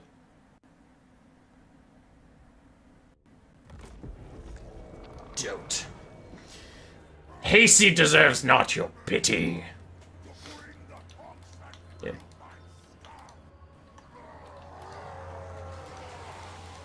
Alright. Hayseed brought Epidemius and a whole host of Nurgle. We have a Beast of Nurgle, a Cultist, and then a bunch of Plague Bears, Exalted Plague Bears, a Plague Ridden of Death with just Spirit Leech, and some Furies. On the other side, we have Karanak, Scarbrand with his Rampage, who just Rampage Plague Drones into their death as they fight 2 Chaos Furies. There's 3 total in this guy. Some Marauder Horsemen, Knights of the Brazen Throne, and then Marauders of Khorne with dual weapons. Ooh, a Chosen! There's a Chosen in the woods. I love Chosen. Epidemius is already in a bit of trouble. Netted in place by Karanak, as Scarbrand is currently cleaving through him. Oh, that Plague Grenade value. And the poor Scarbrand. Both sides actually taking a lot of damage this early on. Chaos Furies and Nurgle pulled down by the other Chaos Furies of Khorne. And Karanak not having a great time fighting this Beast of Nurgle. Yeah, he's gonna opt out of this. Can't say I blame him. And Scarbrand's in a bad place. He's between two different Exalted Plague Bearers with their grenades, so wherever he goes, he's gonna hit with so many grenades! So many! Epidemius is half HP. Maybe they can segue this into a Lord Snipe, possibly, potentially, maybe. It's not looking good. Scarbrand's taking so much damage. The Chaos Furies now land in to try and help out with their massive weapon strength and the low armor of the Exalted Plague Bearers, but still, they will take a lot of damage in return, and Furies are not known for their hardiness in leadership or otherwise. Karanak and Scarbrand are back in for a snipe onto Epidemius, and I have to think his Rampage is off cooldown soon, because just at the start of the game we're 2 minutes in, so it's got to be coming up soon. Here come the Chosen of Khorne. They were hidden in the woods in case of Kugath or a Soul Grinder, but seeing as there is none, they're going to show up. They'll be here eventually. Karanak gets Spirit Leeched. Scarbrand's still fighting it out. Here are the Knights of the Blazing Throne. I don't know what they've been doing this whole game. I noted that they existed, and then I ignored them promptly, and they took half their HP, but they're here now. Horn of Khorne is popped. Epidemius keeps taking pokes here and there, but Scarbrand can't fully focus down on him. There is the Rampage to stop anybody from leaving anything. But Scarbrand is leaving the fight to go do something else. I don't know exactly what he's aiming for right now. Ooh, I bet... Is it Sword of Khorne? No way he is a Sword of Khorne. That'd be the only reason I would see him going over here to rampage these guys, but looks like he just got lost. I don't know how that happened. Whatever. Epidemius and his Beast of Nurgle trying to beat up on Karanak, who does summon his Fleshhounds of Khorne. Though he is so low, so close to mod invincibility crumbling. Scarbrand is actually just going after the Deathcaster, is what he came all the way over here to do. I must say, Khorne needs to focus up. They have almost killed a couple different things, and they kind of just focus up and actually kill something, as Scarbrand switches targets again to go fight Epidemius now. And Karanak's going to deal with the caster, but Karanak's so low. Demonic Instability will take him as soon as that charging leadership wears off. And Scarbrand is having a tough time killing Epidemius. 60 melee defense is actually doing him pretty good. Pray of the Blood God for some guaranteed value. Can't dodge that. It's just like a Spirit Leech level. Scarbrand misses again? Are you serious? How are you missing so much? Now Epidemius finally dies, but Scarbrand wasted his opportunity and his time by missing consistently, and Khorne is done for. A Beast of Nurgle actually gets a win. I am shocked.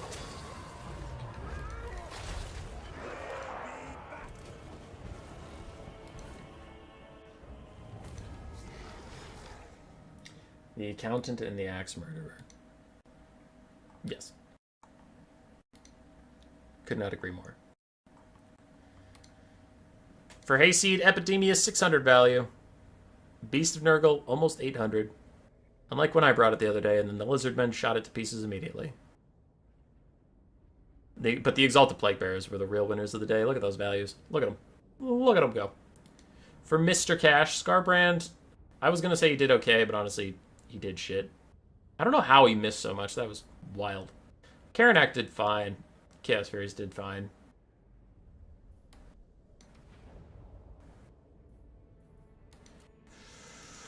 Two more games. Do I have it in me? Yes. Yes, I do. We are going to cast these 2 games. And then we are going to raid the Tactical of the Lich. Martinus versus Falling Star. Warriors of Chaos against Nurgle. And I appreciate that I don't see any Nurgle here for the Warriors of Chaos. So this is Archaon's quest to subjugate Nurgle's forces as he brings Tzeentch and Khorne to the battlefield. No Slaanesh, but Tzeentch and Khorne. Welcome, Trogdor. We were incomplete without you. Knights of the Brazen Throne, just featured on the Khorne roster, now on the Warriors of Chaos again. Marauder, Frontline, Chaos Knights of Tzeentch, Chaos Chariots of Tzeentch, Chosen, Archaon the Ever-Chosen, and then 3 Marauder Horsemen, a 4th of Tzeentch. On the other side, for Nurgle, trying to resist the call of the Ever-Chosen, Pestigore Frontline, Chosen of Nurgle with great weapons in the back, Plague Bearers and Demon Spew as well. A Soul Grinder, Exalted Plague Bearers, Barons of the Bog, Pox Riders, an Exalted Hero of Nurgle, and a Chaos Sorcerer Lord with Fleshy Abundance, Corruption. Knights of the Brazen Throne absolutely destroy a Pestigore on the charge. That's a 400 damage value charge. And the Skirmish Cav will try and kite away as the Soul Grinder sees them off. So do the Exalted Plaguebearer grenades, I suppose. Archaon gets a big burning head down the line, though, and both Pestigores are already routing. The Demon Spew Forsaken should demolish these Marauders quite quickly. Very easy for that Regiment of Renowned Forsaken to do so. I don't know how much it's going to matter just yet. Exalted Hero takes an ill-advised fight versus the Everchosen. You are not his equal, my poor friend. Fight or Die is popped for one heroic killing blow the other, but Archaon will still dominate this fight. We have Chaos Knights of Tzeentch that need to get activated soon. A lot of Skirmish Cav firing at the Plague Bearers. We're trying to get in range. There's a Flaming Sword Rune to give them all magic damage, fire damage, all the good stuff. And Archaon is just chilling. Fleshy Abundance trying to heal up the Exalted Hero of Nurgle, keep him in the fight, though it's been such a one-sided fight. He's barely hit Archaon at all. The Tax Evader and the IRLs. Where are the Chosen? There are the Chosen. Chosen versus Pestigores. Actually not a great matchup for the Chosen, because Pestigores have really good armor piercing, but still, Chosen's super high melee stat should get them through it. Okay. Barons of the Bog are about dead from all the skirmish calving. Archaon's still fighting it out, and the Chaos Knights of Tzeentch have even joined the fight, along with a Chaos Chariot, to lock up these Plague Bearers and stop throwing any more grenades. I love how everyone is ignoring the Soul Grinder. I think because it's trying to target Archaon and it can't really see him. Also, it doesn't do that much damage to single entities. It's more of a crowd clear. It's a bit of a whoopsie there from Nurgle. Knights of the Brazen Throne going hunting. I saw a spell being cast. Alright, it didn't do anything. I just want to see this charge. Boom. It wasn't as satisfying as I hoped, but they'll still do fine over there. Barons of the Bog are just about dead as Archaon continues to fight it out. That Exalted Heroes, double-clicked. Healing cap has to be right around the corner. Like, I imagine if Archaon hits him one more time, we'll see it. What was that? Another Flame Sword Rune for the Skirmish Cap. Again, magic damage, fire damage. Good.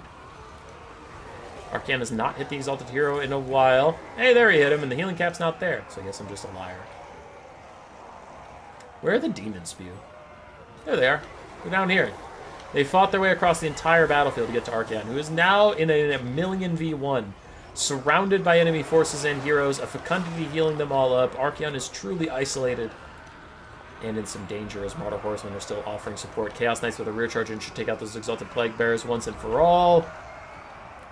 And the Knights of the Brazen Throne are going to go take on the Soul Grinder Nurgle. Like their normal Skull Crusher brethren, they lost their anti-large for some reason, but still have high enough stats to deal with the Soul Grinder. Surely. Stream Corruption through the Martyr Horsemen, they will shrug at that. And Archaon's kind of getting bodied. I don't know what these Marauder Horsemen are supposedly shooting at, but I haven't seen them throw in a while. There we go.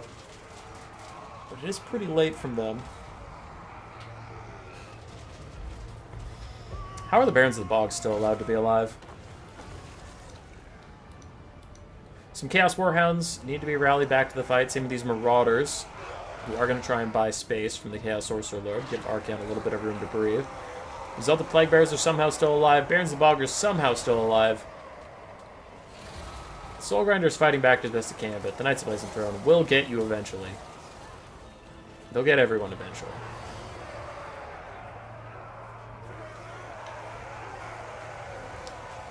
I feel like Warriors of Chaos are still feeling a lot better.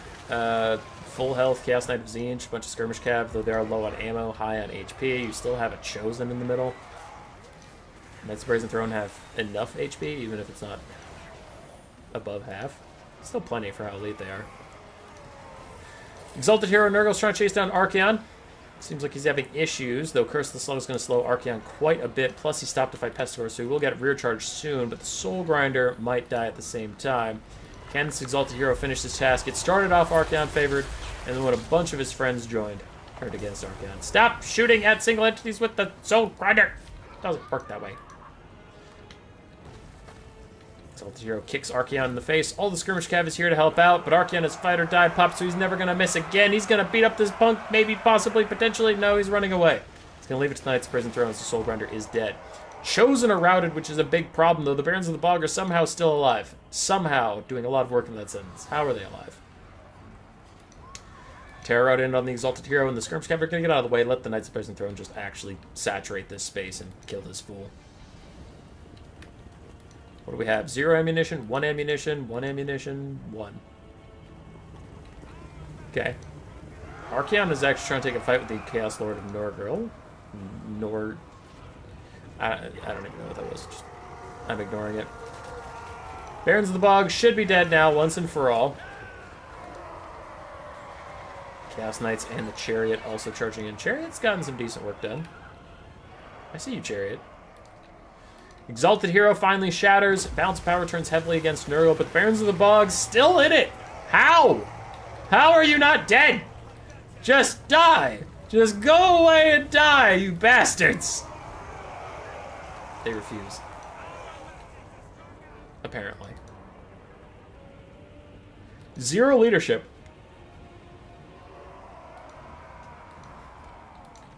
And they have been for a while. More of the Skirmish Cav thinking about charging in as the Barons of the Bog continue to just limp along, I guess.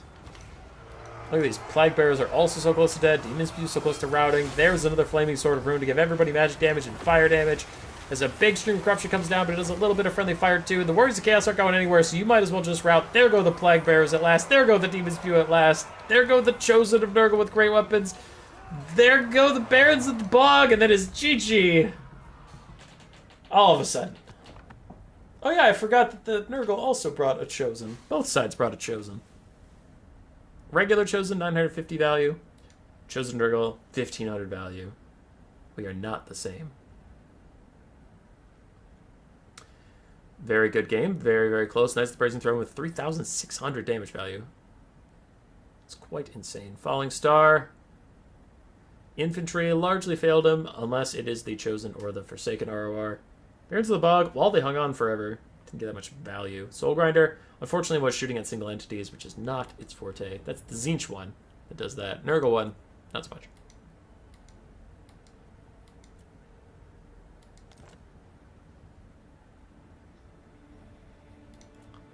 Final game, and then we'll be rating Tactical Itch.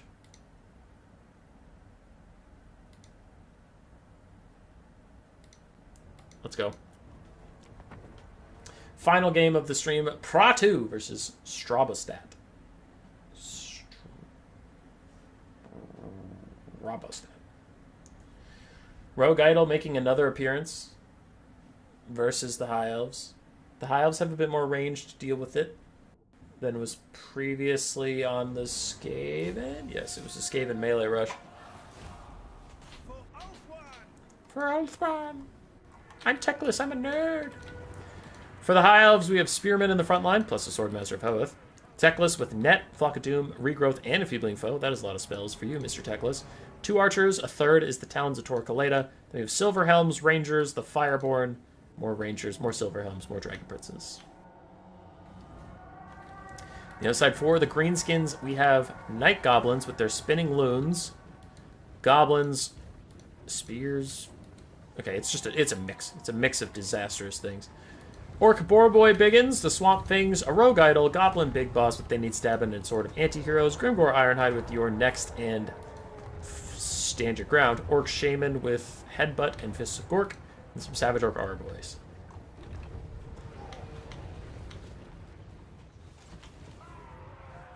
Observe my awesome and coordinated advance. Oh, I'm observing. I'm observing the shit out of it. I'm observing these Orc Borboy Biggins are about to get charged by the Fireborn. That's going to be really bad for them. Meanwhile, the Goblins are slipping through in between the cracks. Get to the Talons of Tor-Kaleda and shut them down. I like this a lot. Just having so many infantry that you can squeeze them through the cracks and be a huge nuisance. The Rogue Idol is still lumbering forward, and the Cavalry of the High Elves is now in action. They're sweeping down some of the Savage Orc Arboys. They're killing the Orc Borboy Biggins, so that's going well for the High Elves. The center is a bit of a disaster. They do get the Bound Fiery Convocation down the side of some Night Goblins and some Goblins. That is a good angle. That is a good cast. Ah! Oh no, it hit the Swordmasters too! The Swordmasters just got finished killing some Goblins and they get roasted by Techless. What the fuck, Techless?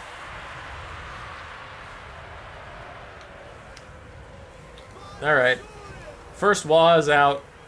Orc boys pushing through the goblins wherever they can. And a little Edbutt on the archers. Just pokes some of them. So the back line of the High Elves is safe for now, but their front line is entirely destroyed. Meanwhile, the High Elf flanks are doing well. And the Rogue Idol, of course, is still going nuts. Prime new player content? Yes, it is. We love our new players here. The Fireborn and Silver Helms surrounding the Rogue Idol. Rogue Idol gonna win that fight, most likely. Archers are being kept at bay. One is getting good shots onto the Rogue Idol. The other ones are mostly kept away from him, so he can just get into some melee fights. No, just hit the Fireborn. Bro, just hit the Fireborn. Where are you going? Rogue Idol! Where are you going? Swing, you abomination! Alright, I don't know how you missed them, but whatever. Elsewhere, Night Goblins are still trying to get through the Spearmen and Archers. The Grimgore is distracting. They should have more Spinning Loons. They have all 3 uses, so they haven't used any Spinning Loons yet. Lots of good places for that. And they just got orders. They might get over there and do something. Meanwhile, the Fireborn took a bunch of damage, so I'm guessing the Rogue Idol finally hit them center of mass. The Goblins are in. Do they dare even spin? Does not look like it yet as the Fireborn charge into them, and then they're going to rout. Now their HP is too low to do the spin anyway. Rogue Idol is down to half HP. Your next is popped on a Techless. Why? Where's the follow-up? What will happen to Techless? Is it going to be a Goblin Big Boss running him down? I don't suspect so, but I'm ready for it.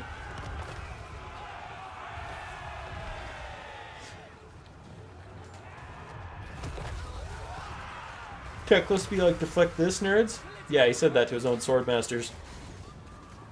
That's a Techless move.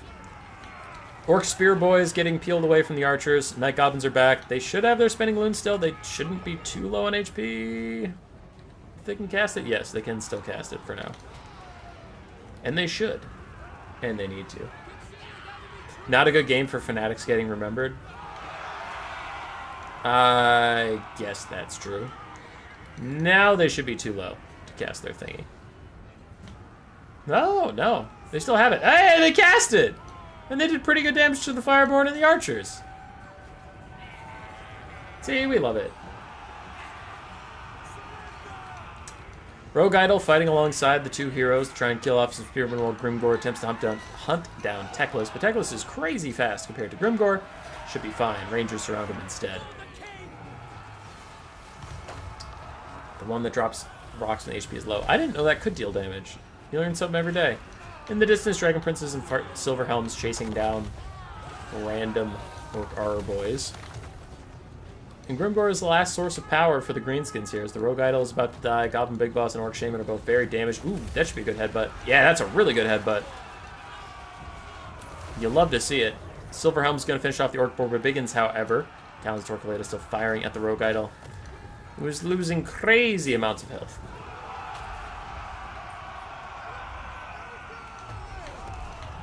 Scroll of Hoeth. Reduce the power recharge of the Goblin Big Boss, but also increases cooldowns. I think you wanted to cast that onto the Orc Shaman, but it is what it is. Ranger's getting flung around by a rampaging Rogue Idol. Goblin Big Boss routes, Orc Shaman routes. Balance of power is dipping away from the Greenskins here as the Rogue Idol falls to 2,500 HP. Down Torquilade continue to fire. I think this Archer's about to do a nasty volley to him. I haven't seen them fire in a while, so they've got to be reloaded. Hey. Hey. Do something. How the High Elves can deal with Grimgore? Army loss him. Do that. Alright. Hang on. Don't leave. Don't you dare leave. We gotta go raid Tactical Itch. We gotta go say hi to him. Say hi to the lad. Just checking the value, see if anything really stands out. High Elves are a tricky pickle for Greenskins to deal with. Alright, that'll be that. Thanks for hanging around. Go say hi to Tactical Itch as I redirect you there. Raid him. Say the rat. Say the rat man cometh. Say exactly that. We're all gonna say it. All 60 of us. Flood his chat with the rat man cometh. Go, fly, my furies, fly.